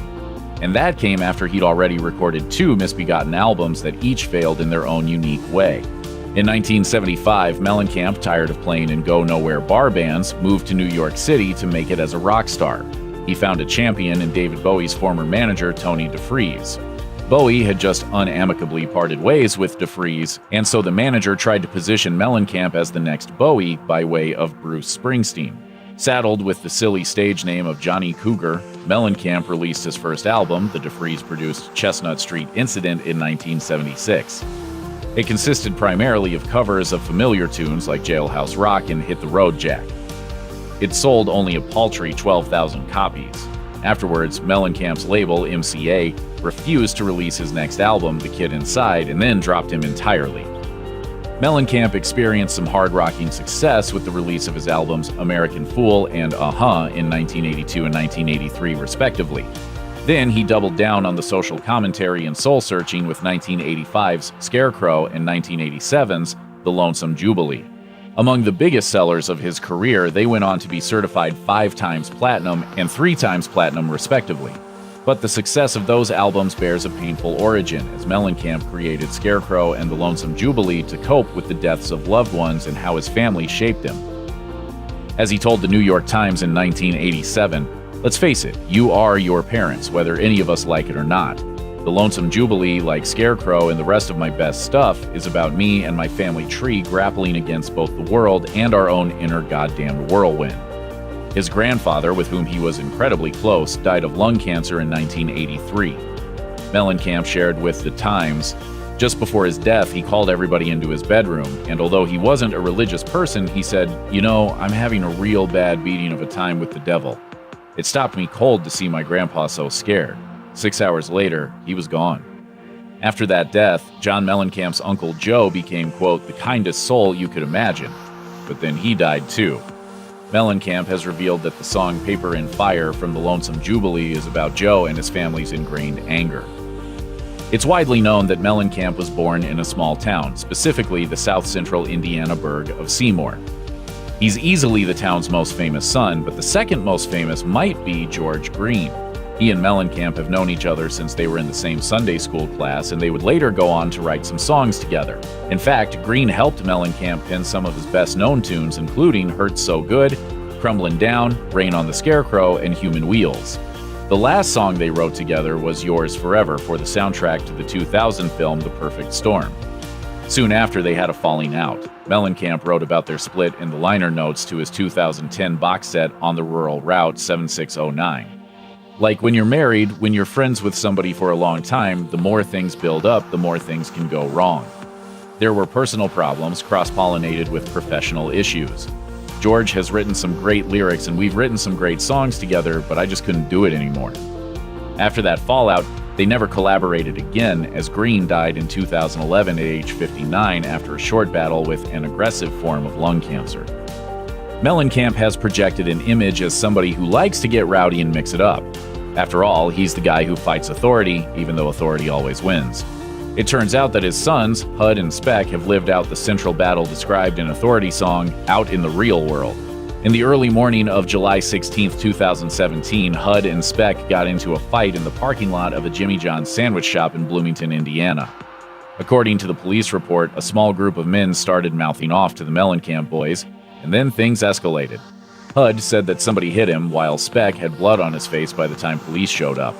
Speck was sentenced to community service and probation after pleading guilty to a count of public intoxication. This isn't the first time Speck and Hud have run afoul of the law. In 2015, Speck served 4 days of jail time for a misdemeanor battery charge over an incident in 2013 in which the brothers kicked a teenager they thought had hit Speck. At this rate, it looks like the troubles in the Mellencamp family will continue for generations to come. George Harrison is beloved for his career as a Beatle and as a Grammy-winning solo musician. While he enjoyed plenty of professional and personal success, his life was also often marked by darker moments. This is his tragic, real-life story. By the time of his death in 2001, Harrison had a reported net worth of $400 million. He'd come a long way since his childhood in Liverpool. Just like the other Beatles, he didn't exactly grow up in wealth and comfort in post-World War II England. Far from it. He was born on February 25, 1943, in the Wavertree area of Liverpool, the youngest of Harold and Louise Harrison's 4 children. All of the downstairs rooms in his childhood home were only 10 square feet, and during the winter, the house would get terribly cold. Young George used an outdoor toilet as he and his family made do without any hot running water indoors. In 1949, the Harrison family moved into a council house, which is a form of public housing in England, on 25 Upton Green, in the city of Speke. In 1954, Harrison started to attend the Liverpool Institute High School for boys, even though it was a far bus ride away. Though it took a while to get home, it was on one of these bus rides that he met an upperclassman who also lived in the area, and the pair sparked a friendship. That upperclassman was none other than Paul McCartney. On July 6, 1957, a 15-year-old Paul McCartney watched a local skiffle band called the Quarrymen play. The group was fronted by an almost 17-year-old John Lennon. Lennon and McCartney's shared love of music led to a friendship and partnership as McCartney soon joined the band, which led into their time together in the Beatles. While Lennon was the clear leader of the Beatles in their early days, McCartney knew his school friend George Harrison's skills at the guitar surpassed everyone else's in the group. But there was a major sticking point that made Lennon hesitate to add Harrison, as he was 3 years younger than Lennon and 1 year younger than McCartney. But then during a bus ride, Harrison played a perfect rendition of the rock and roll song Raunchy, which convinced Lennon to add him into the group as the lead guitarist. This wouldn't be the last time that Harrison's age affected his career. When the Beatles began to play shows in Hamburg, Germany, their first residency ended with Harrison being deported, as he was only 17 and thus ineligible to work. As the Beatles' popularity grew, each member became known by his reputation. John was the smart one, Paul was the cute one, and Ringo was the funny one. George Harrison, meanwhile, earned the title of the Quiet Beatle. While he never complained about the nickname, people close to him knew it was inaccurate. His silent reputation came in part from his shyness and from being the youngest Beatle, and also from having to share the stage with 3 bandmates who had louder personalities. On the stage, he usually kept his head down and focused on his guitar playing, while Lennon and McCartney commanded attention with the vocals. A big reason for the reputation, though, was that when the group arrived in the United States in February 1964, Harrison was suffering from a 104-degree temperature and strep throat. That kept him inside while the other Beatles enjoyed New York City. His sister Louise, who cared for her brother while he was ill, told the New York Post that his nickname came in part because he didn't really feel like talking very much while he was sick. Much has been discussed about the Lennon-McCartney relationship throughout the years, but their interactions with George Harrison were at times the most contentious within the band. Harrison once told Rolling Stone, "My problem was that it would always be very difficult to get in on the act because Paul was very pushy in that respect. When he succumbed to playing on one of your tunes, he'd always do good, but you'd have to do 59 of Paul's songs before he'd even listen to one of yours." Is there a slight undercurrent of hostility between you and No, other members really. Harrison and Lennon's relationship grew during their time together in the Beatles, but it eventually deteriorated as Harrison desired to grow as a songwriter and became tired of Yoko Ono, Lennon's girlfriend and future wife. Harrison even left the band for a bit after a blow-up with Lennon in 1969. After the Beatles broke up, the two repaired their relationship, with Harrison even playing guitar on the Lennon song How Do You Sleep? But then their relationship deteriorated over the next decade, and they never reconciled before Lennon's death in 1980. As for McCartney, he met with Harrison less than 2 weeks before Harrison's death, and they had a long, friendly conversation, though they reportedly still had a volatile relationship until Harrison's passing. After the Beatles broke up, Harrison launched right into the new decade with the release of his 1970 solo album, All Things Must Pass. Filled with songs he stockpiled during his final years with the Beatles, it's considered by many as the best solo album by any former Beatle. Songs such as Isn't It a Pity and Let It Down were completely ignored and rejected by McCartney and Lennon for Beatles records, but both wound up as beloved tracks on All Things Must Pass. One of the many standout songs on the album was the chart-topping My Sweet Lord, which was inspired by the hymn Oh Happy Day. Harrison wrote it in December 1969 and attempted to give it to his friend Billy Preston, but he then recorded it himself. Alas, trouble lay ahead. In February 1971, Bright Tunes Music sued Harrison for copyright infringement, claiming that My Sweet Lord was too similar to a song under their label, the Chiffons' 1963 hit He's So Fine. The lawsuit wasn't settled until 1976 when the judge declared that Harrison had subconsciously used the song and ruled in favor of Bright Tunes Music. On the set of the Beatles' first film, A Hard Day's Night, a 21-year-old George Harrison met a young model named Pattie Boyd. The two then began a romantic relationship and married in 1966, but by the end of the decade, their marriage was on the rocks, thanks in part to one of Harrison's closest friends. He and Eric Clapton had been collaborating in and out of the studio around this time. Clapton played the guitar solo on Harrison's While My Guitar Gently Weeps, while Harrison co-wrote the song Badge, which appeared on the farewell album of Cream, Clapton's band. During this same period, Clapton fell in love with Pattie Boyd. In 1971, Clapton, now the leader of the band Derek and the Dominoes, wrote an entire album about his unrequited love for his best friend's wife. The title track, Layla, has endured as one of the most iconic classic rock songs of all time. Eventually, Clapton confessed his love for Pattie to George while the three were at a party. Boyd left Harrison in 1974 and then began a relationship with Clapton. Despite all of this, Harrison remained close with the new couple and even attended their wedding in 1979. Outside of his music, Harrison became entangled with another iconic group of Brits, as he became close friends with the Monty Python comedy troupe. The Python crew was struggling to find a company that would produce their 1979 religious satire film, Life of Brian, so Python member Eric Idle called Harrison. After reading the script and talking to his business manager, Harrison established Handmade Films and remortgaged his home to produce the film, which would become a critical and commercial smash hit. Handmade Films would go on to become an important production company for British cinema throughout the 1980s.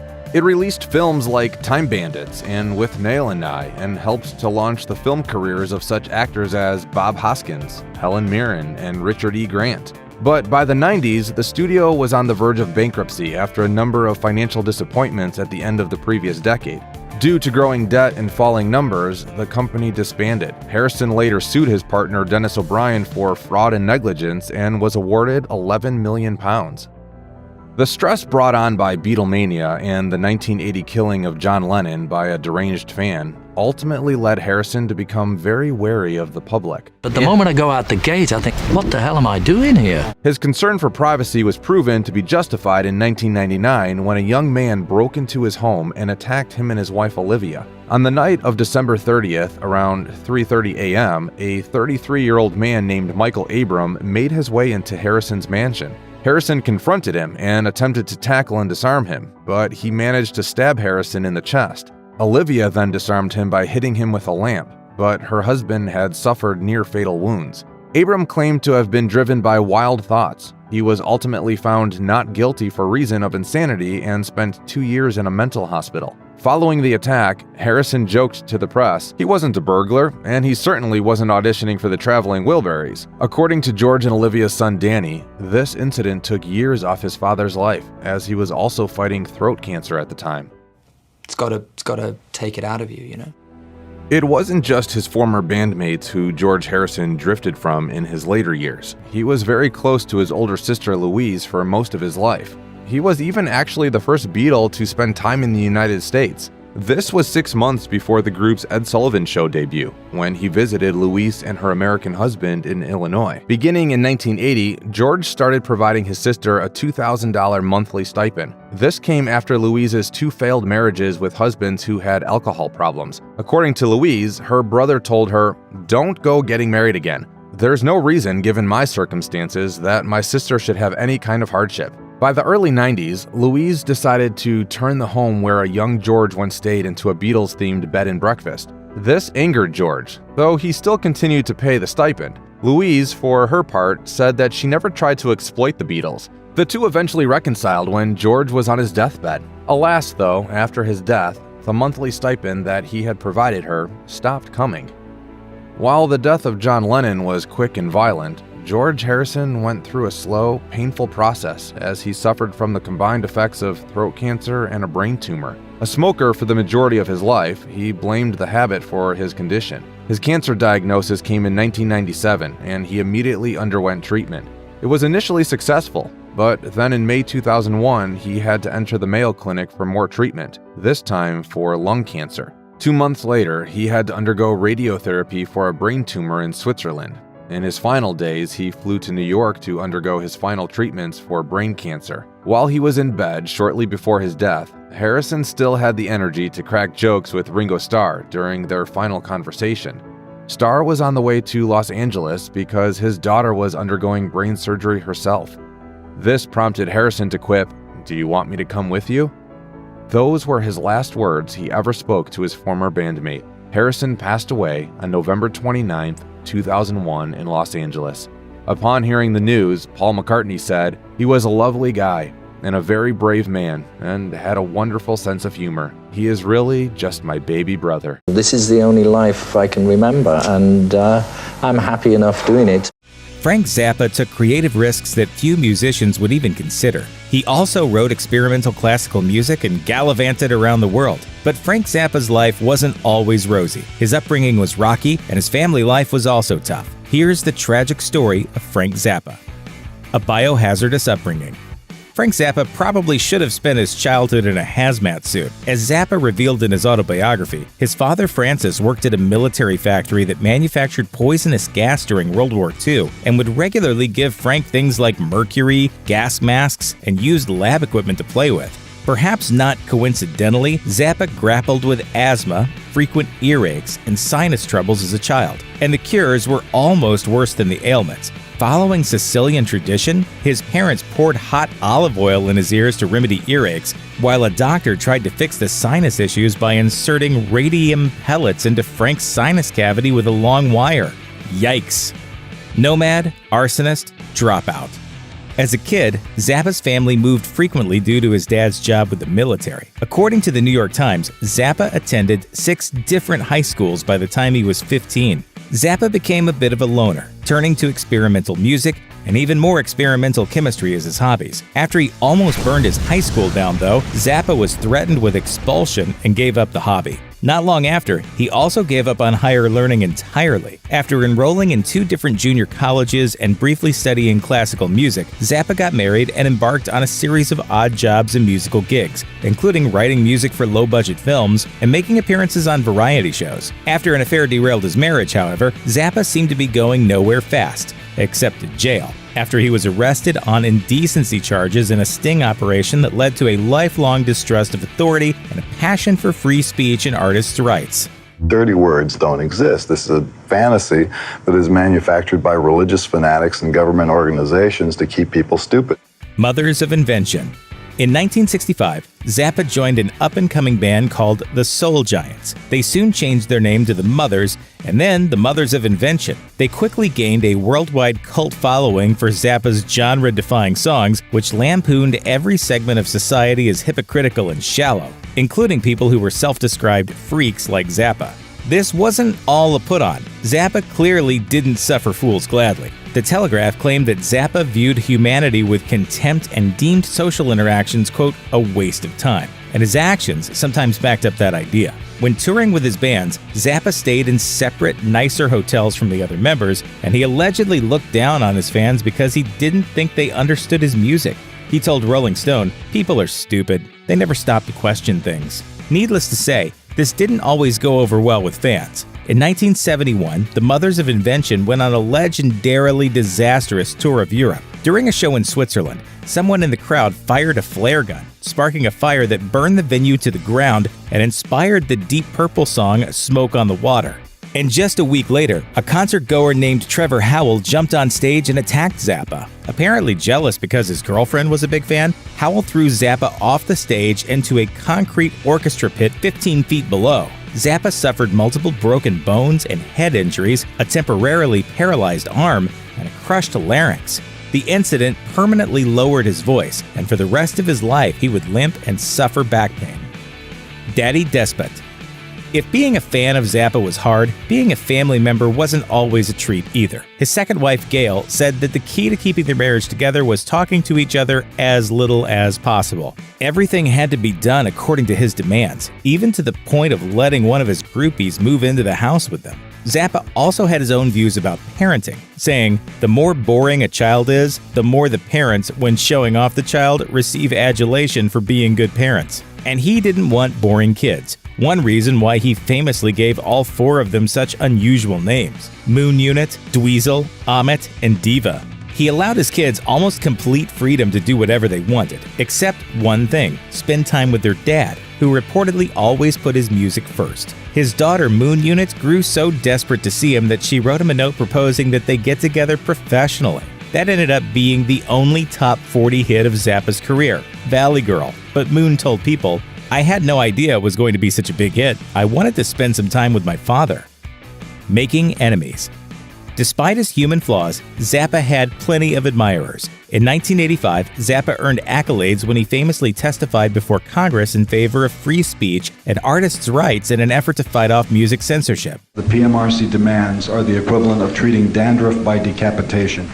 And he had legions of fans in Eastern Europe, where his music was a focal point for political and intellectual freedom for counterculture dissidents fighting against communist dictators. In fact, he was so beloved in the Czech Republic that in 1990, after the country gained its independence, Czech President Václav Havel hosted Zappa in Prague and appointed him as the special ambassador to the West on trade, culture, and tourism. Unfortunately, Zappa had his share of enemies, and the appointment led to an international incident after U.S. Secretary of State James Baker successfully demanded Zappa be stripped of his title. Baker warned the Czech Republic, "You can do business with the United States, or you can do business with Frank Zappa." Why the animosity?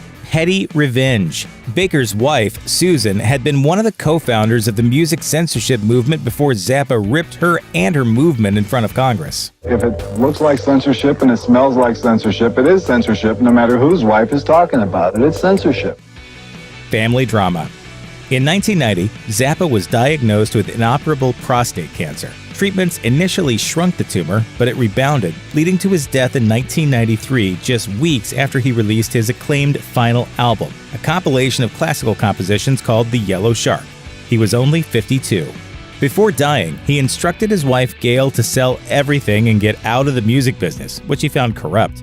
Instead, she did the opposite, becoming what Rolling Stone called the exacting, often litigious gatekeeper of the Zappa family business. She demanded royalties from anyone who played Frank's music publicly and sent cease and desist letters to cover bands, accusing them of identity theft. Before her own death in 2015, Gail arranged to have Frank's estate unequally divided among their 4 children based on who she thought was most capable of managing it. Ahmet and Diva each received 30% of the Zappa family trust, while Dweezil and Moon each received only 20%. As a result, Dweezil and Moon need permission from their 2 younger siblings to use or profit from their father's music or likeness. At one point, Dweezil, a professional musician who frequently covers his father's songs, actually received a cease and desist letter from his own family for using the name Zappa Plays Zappa. To avoid a lawsuit, Dweezil ditched the merchandise and renamed his show 50 Years of Frank.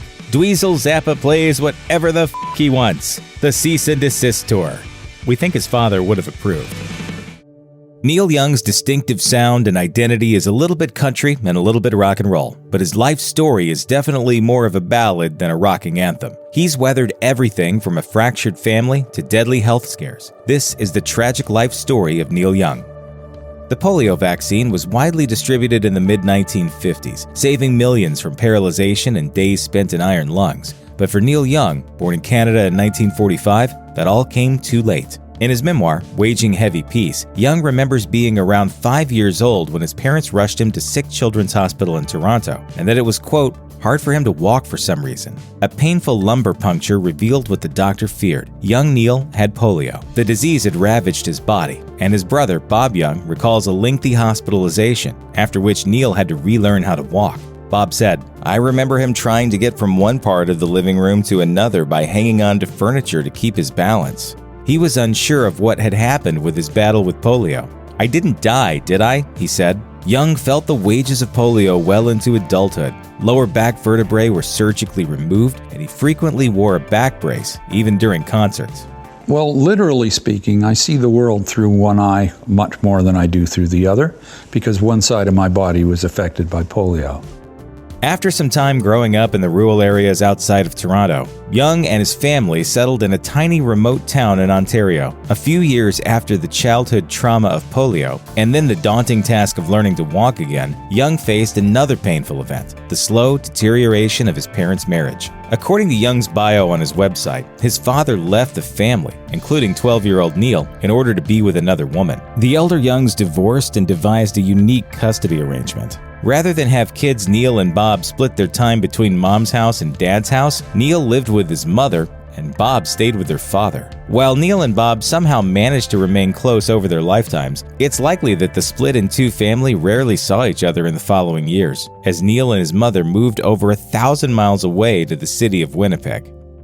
In 1949, not long before he contracted polio, 4-year-old Neil Young was diagnosed with type 1 diabetes. That means Young has been taking multiple daily insulin injections for over 70 years as of 2019. Too much insulin can lead to hypoglycemia attacks, or low blood sugar, which can present with shaking and a lack of body control. Young thought he was having an episode like this in 1967. He was hanging out at a radio festival called the Hollywood Teen Fair when he suddenly found himself on his back on the pavement.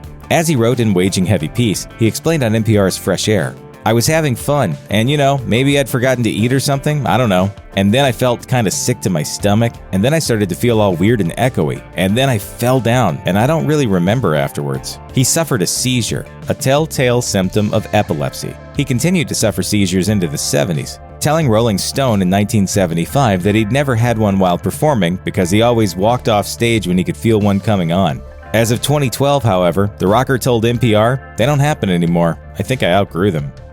Plenty of people see an actress in a movie and develop a serious crush, but famous people can actually maneuver to meet that person. According to People, Young saw the 1970 movie Diary of a Mad Housewife and became transfixed with its star, Carrie Snodgrass. Young tracked Snodgrass down to the theater where she was acting in a play. Snodgrass admitted, "There was a note on my dressing room table that said, 'Call Neil Young.'" By 1971, the couple was living together, and in 1972, their son Zeke was born and diagnosed with cerebral palsy. By 1975, Young was done with the whole family thing. Snodgrass explained, "He started hanging out with the guys, going to LA alone. Then one day he came back and said he thought it was time for me to leave." After he kicked him out, Young moved his ex-partner and their son around a series of LA rental houses until he gave her a house and gave her substantial amounts of unofficial child and spousal support payments. Over the years, taking care of Zeke cost more and more while Young's financial assistance grew inconsistent. In 1983, Snodgrass took her case to a Los Angeles court, which ordered Young to make $10,000 monthly child support payments.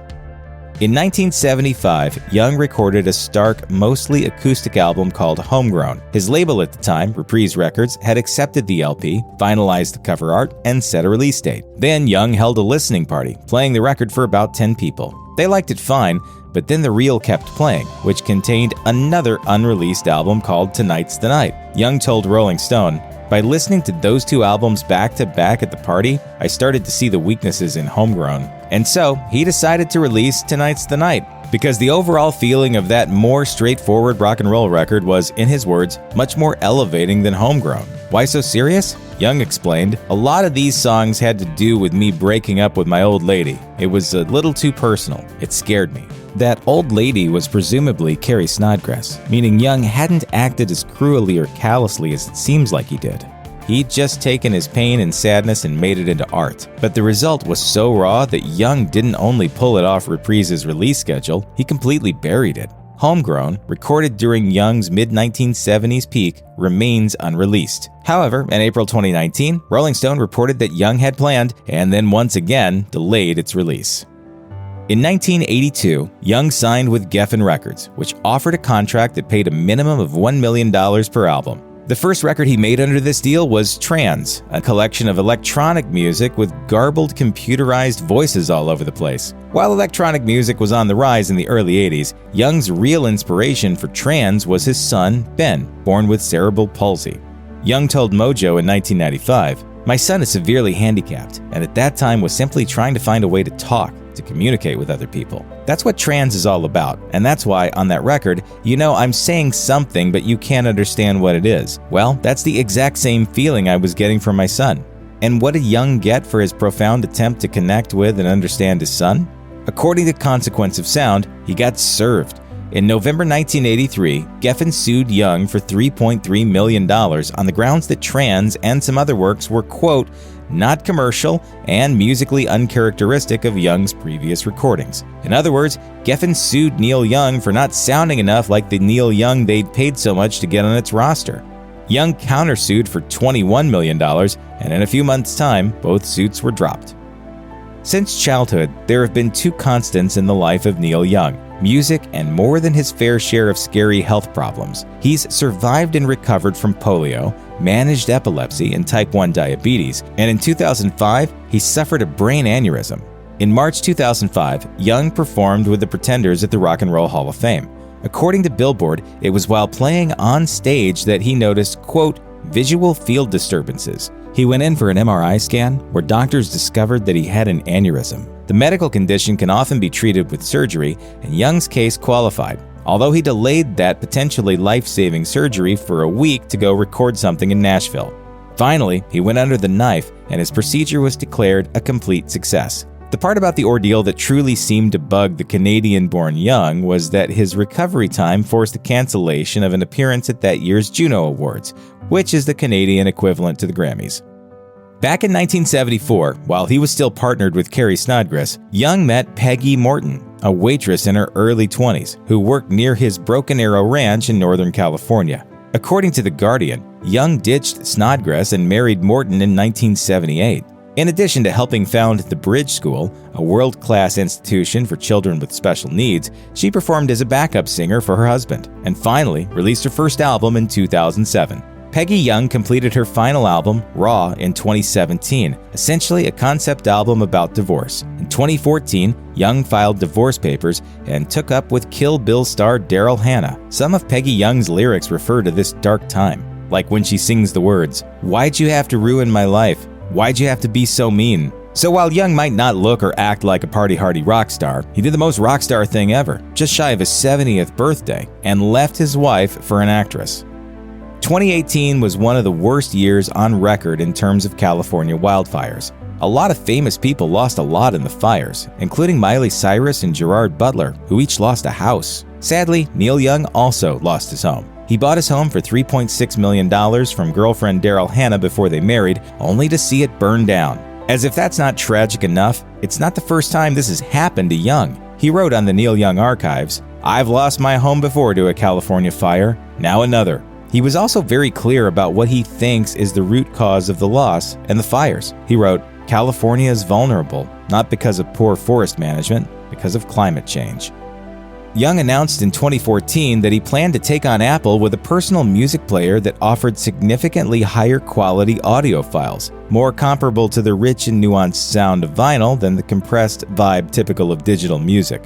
To fund what he called the Pono player, Young started a Kickstarter campaign which earned more than $6 million, 8 times his goal, and one of the biggest crowdfunding campaigns ever. The yellow Pono player, with a 128GB capacity, which allowed the storage of several hundred songs, went on sale in January 2015 at a cost of $400.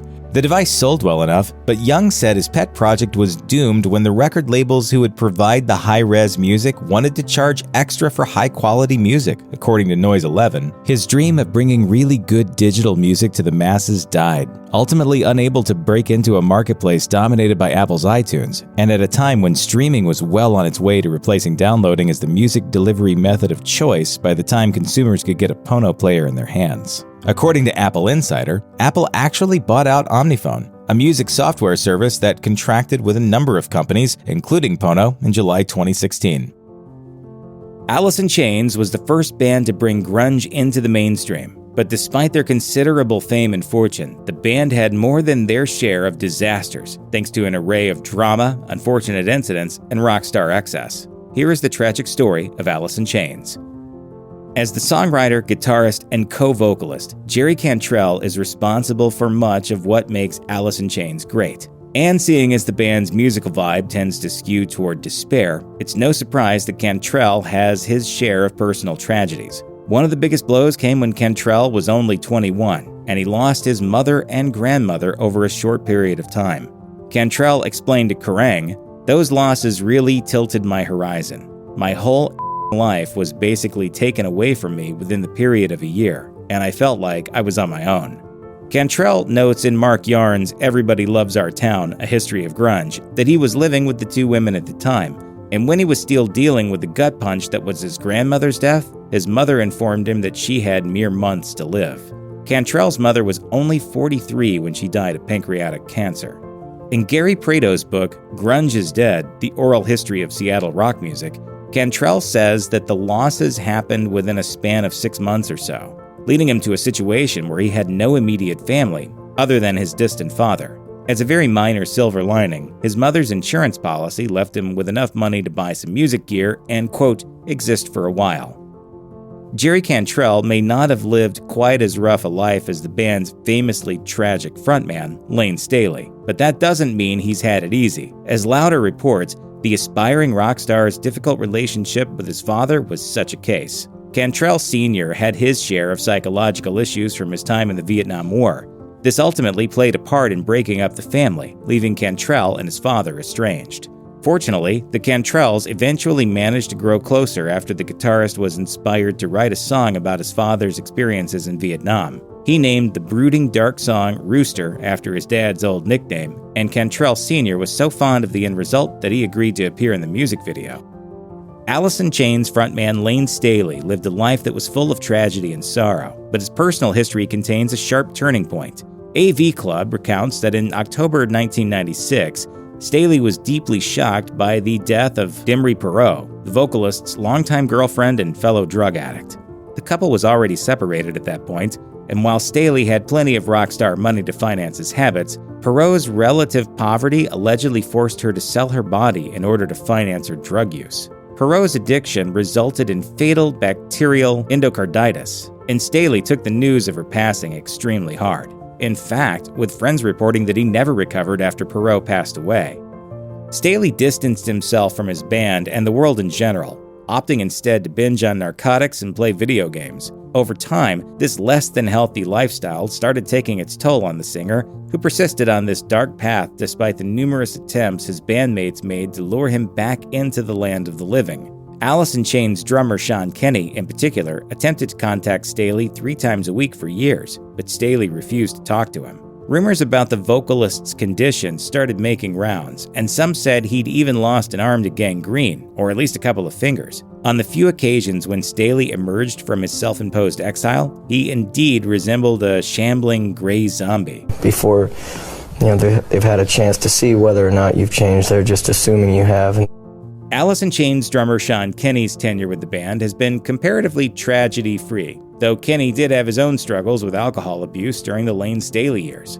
Still, there was a time when the drummer's very presence on the band's first studio album, Facelift, was at risk. As bad luck would have it, Kenny broke his hand before the band was due in the studio, and Greg Gilmore, the drummer of Mother Love Bone, sat in on the kit. Fortunately for Kenny, the producer, Dave Jordan, didn't feel that Gilmore could capture Alice in Chains' drum sound, so the band took a little while off, but not enough for Kenny's hand to heal. Eventually, he decided that he couldn't miss the band's big break, so he cut off his cast and drummed on the album with a broken hand, cooling it with a bucket of ice he kept inside his drum kit.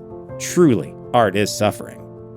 Alice in Chains' sophomore studio album, 1992's Dirt, was a massive success that cemented the band's place in the grunge pantheon and featured landmark hits like Angry Chair, Wood, and Rooster. However, the making of the album was somehow an even darker process than the notorious gloomy end result. As Rolling Stone writes, the Dirt sessions were seemingly cursed by misfortune, and were even interrupted by the 1992 Los Angeles riots. The mayhem got so bad that assorted members of the band found it better to flee LA for Tijuana and Joshua Tree, California. According to Revolver, things weren't much better when they were in the studio. The band was struggling with the newfound success from their first album, Facelift, and singer Lane Staley and bass player Mike Starr in particular were beginning to use drugs heavily. Staley was so out of it that he had to wear sunglasses when they shot the music video for Rooster so viewers wouldn't realize how high he was, while Starr's drug problems became so bad that the band had to ultimately fire him. Staley even broke his foot before they started touring the album as a warm-up act to Ozzy Osbourne, so he had to perform several dates in a wheelchair. Lane Staley was hardly the only member of the band to struggle with addiction. Mike Starr, the band's original bass player, also developed a taste for narcotics early on. Starr took care of bass duties on Alice in Chains' beloved debut solo album, Facelift, as well as their even more esteemed sophomore effort, Dirt. He was there when they toured with giants like Van Halen and Iggy Pop, but sadly, so was his drug addiction.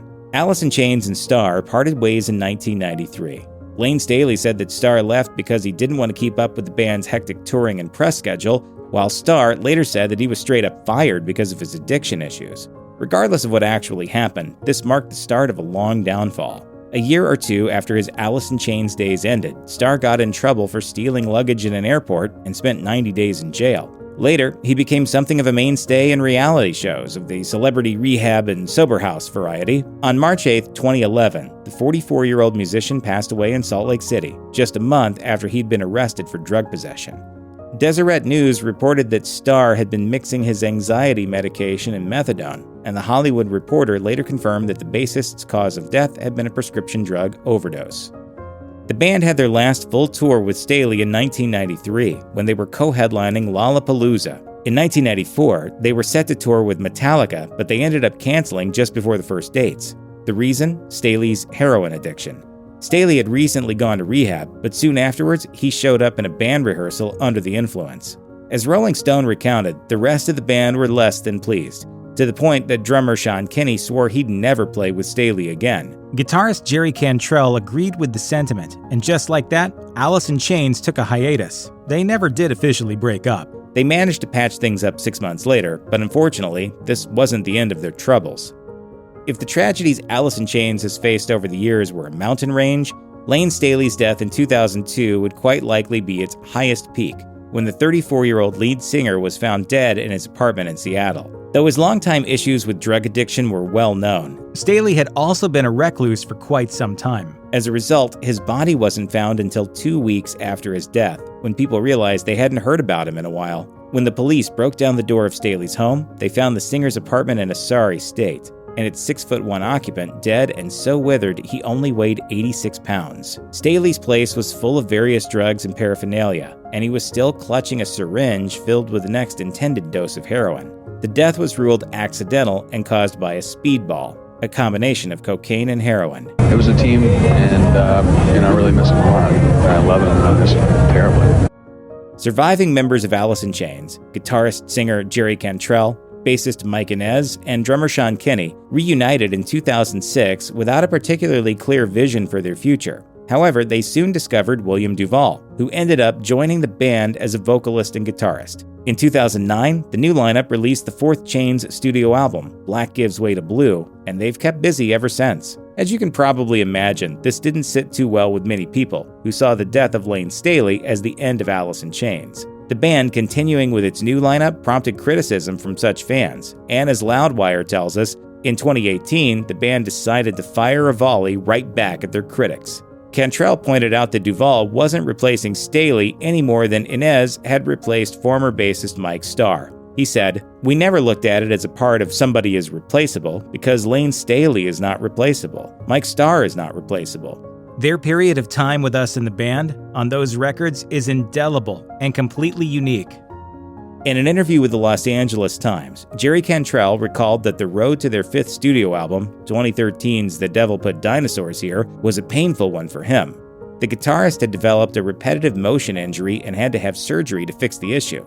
According to Revolver Mag, the band had started working on the album soon after wrapping up their previous tour. However, after recording just one song, Cantrell started experiencing excruciating pain in his arm. It turned out that the guitarist was suffering from a cartilage injury he had been enduring since 2005. As the years of intensive guitar heroics had worn down the glenoid labrum in his shoulder socket, in a similar way that sometimes happens to baseball pitchers, wherein the bones essentially grind on each other with painful results. The injury and the ensuing surgical procedure set the musician and his band back several months. Still, Cantrell ultimately came to see a silver lining in the painful situation, as it forced him and the rest of the band to recharge their batteries before jumping right into a labor-intensive album cycle. If you or someone you know is struggling with addiction, please call the Substance Abuse and Mental Health Administration's 24/7 National Helpline at 1-800-662-HELP. That's 1-800-662-4357. Motley Crue vocalist Vince Neil couldn't have known what was in store for him when he started out with the band in 1981. Since rising to stardom, he's certainly done his part to promote the rockstar lifestyle, with plenty of drugs and booze included. Here are tragic details of Vince Neil's life story.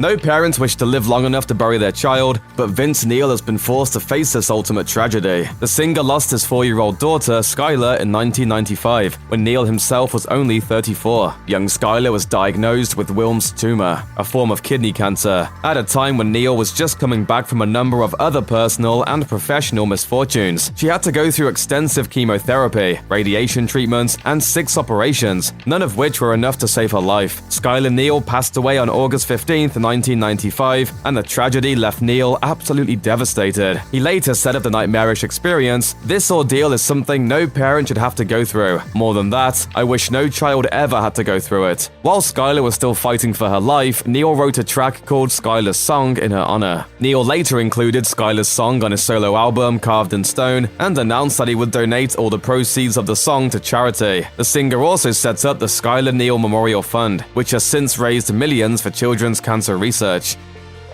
Members of Motley Crue are well known for being fairly dangerous types off stage, but it seems Vince Neil is all too happy to bring some of that danger to the workplace too. One soundman named Michael Talbot reportedly found this out the hard way when Neil attacked him in the middle of the concert and actually punched him out. The soundman said that during a solo concert in October 2004, Neil suddenly ran at him while he was looking at his monitor. The singer first tried to kick him, and when the initial attack missed, Neil resorted to punching and knocking the poor soundman out cold for a good 45 seconds. The police report attached to the arrest warrant says the attack appeared to be motivated by the soundman not turning the guitars up high enough to Neil's immediate approval. The musician had apparently notioned to Talbot for more guitar volume, but as the man was making adjustments, Neil unexpectedly ran across the stage, leaped onto the soundboard, and attacked. This curious form of not-so-constructive criticism may have played a part in the subsequent cancellation of the singer's planned UK tour. Wow! Warm. That's it. Done. On December 8, 1984, Vince Neil's passion for fast cars and mind-altering substances led to a disaster. That night, Motley Crue was in the middle of an epic drinking binge with members of Hanoi Rocks, an up-and-coming Finnish band, when they suddenly realized they needed more alcohol. Neil was drunk already, but volunteered to make a quick booze run, and Hanoi Rocks drummer Nicholas Razzle Dingley decided to accompany the singer to the liquor store. It was a fatal mistake. Neil tried to go around a fire truck and ended up losing control of his sports car and slamming into oncoming traffic. Neil escaped with cracked ribs and minor cuts, but 2 other drivers on the road were severely injured. Meanwhile, Dingley was pronounced dead on arrival at the hospital. For his part in the lethal incident, Neil got away with barely a slap on the wrist. He received 30 days in jail, of which he only served 15, 5 years of probation, and 200 hours of community service. He also had to pay $2.6 million to the people he had injured. But while his legal consequences were light, his peers never forgot what he did. Hanoi Rocks guitarist Andy McCoy says Neil has never apologized for the incident, and Twisted Sister's Dee Snider has gone even further in expressing his disdain, questioning how Neil was able to walk free after, quote, literally killing someone. You'd be forgiven for thinking that any marriage to a guy as volatile as the Motley Crue frontman is doomed to fail, because history shows that you'd be absolutely right. Vince Neil has been married and divorced 4 times over the years. However, he seems to be aware of his less than stellar track record because he has promised himself that he'll never get hitched again. So what exactly keeps causing Neil's marriages to fail? The man himself has only spoken vaguely about the subject, but his ex-wives don't necessarily share that tendency. Neil's autobiography, Tattoos and Tequila, includes interviews from all of the singer's former spouses. When Neil abstains from going into the particulars of a divorce, he's swiftly countered by an interview with an ex, who is usually all too happy to point out that the singer's constant cheating with groupies contributed to the marriages falling apart.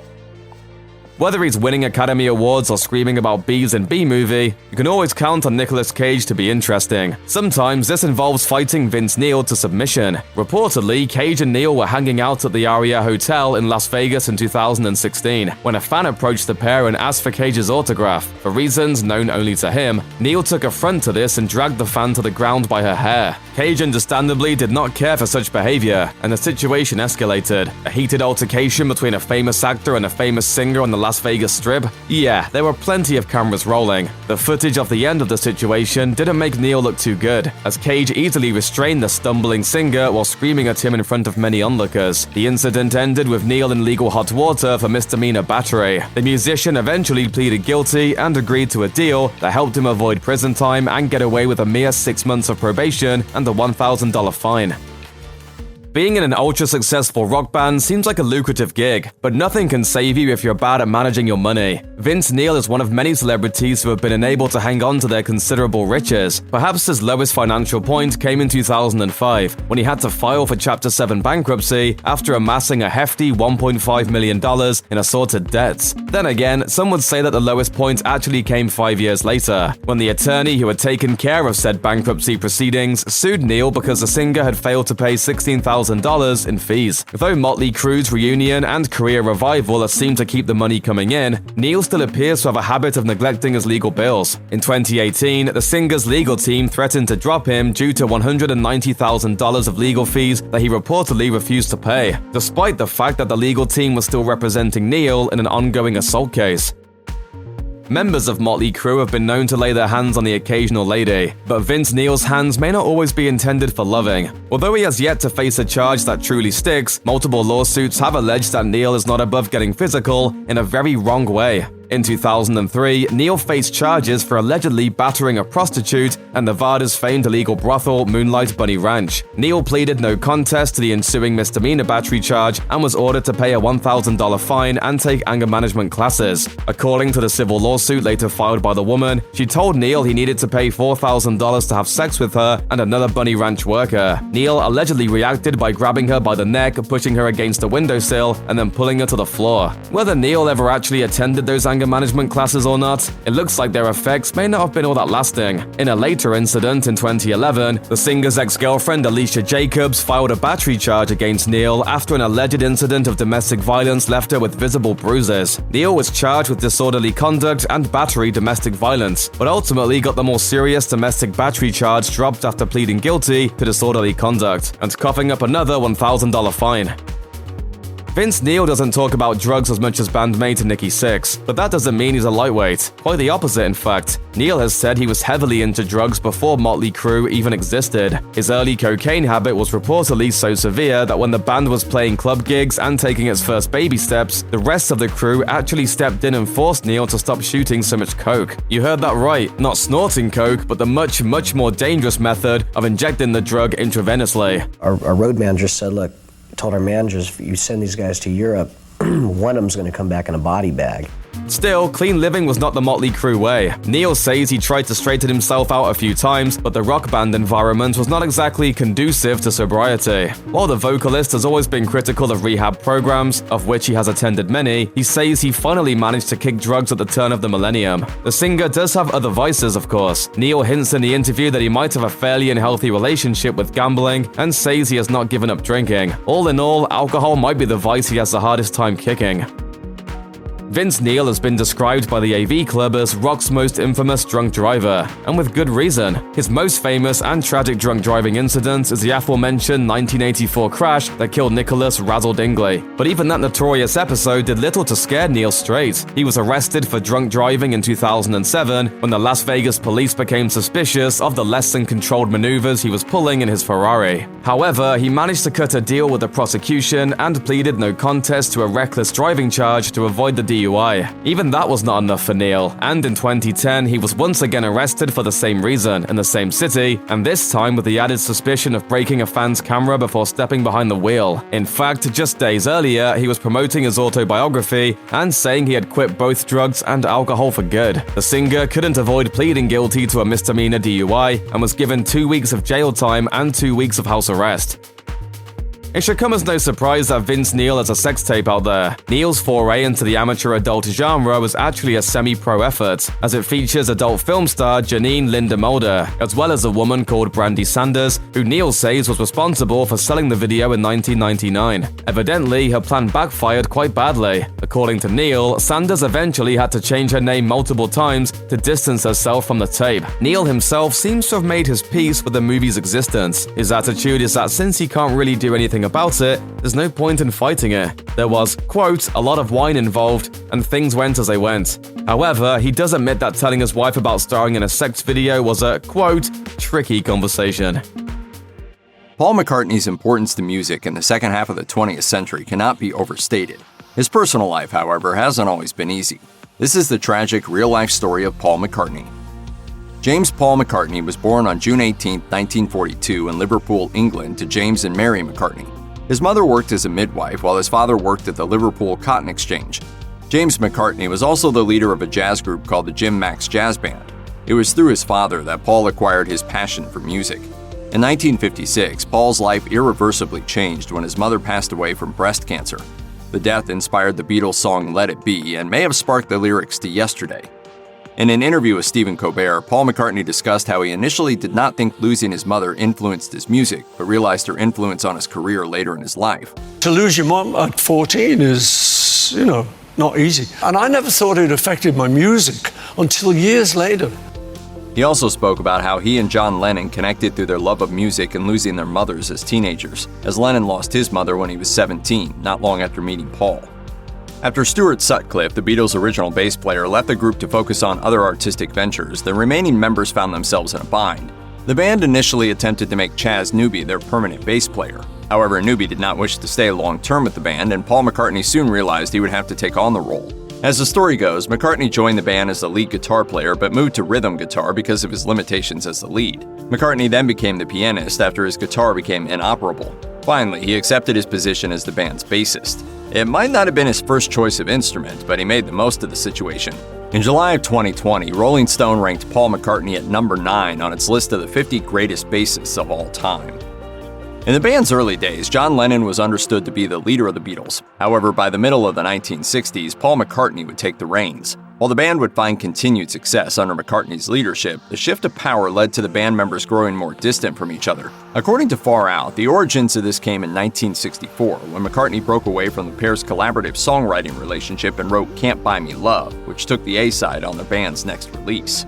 Lennon reacted by writing A Hard Day's Night and most of the songs on the album of the same name. The song versus song dynamic would continue over the rest of the decade. McCartney would write Yesterday, and Lennon would follow up with Norwegian Wood. Lennon would write Strawberry Fields Forever, and McCartney would follow with Penny Lane.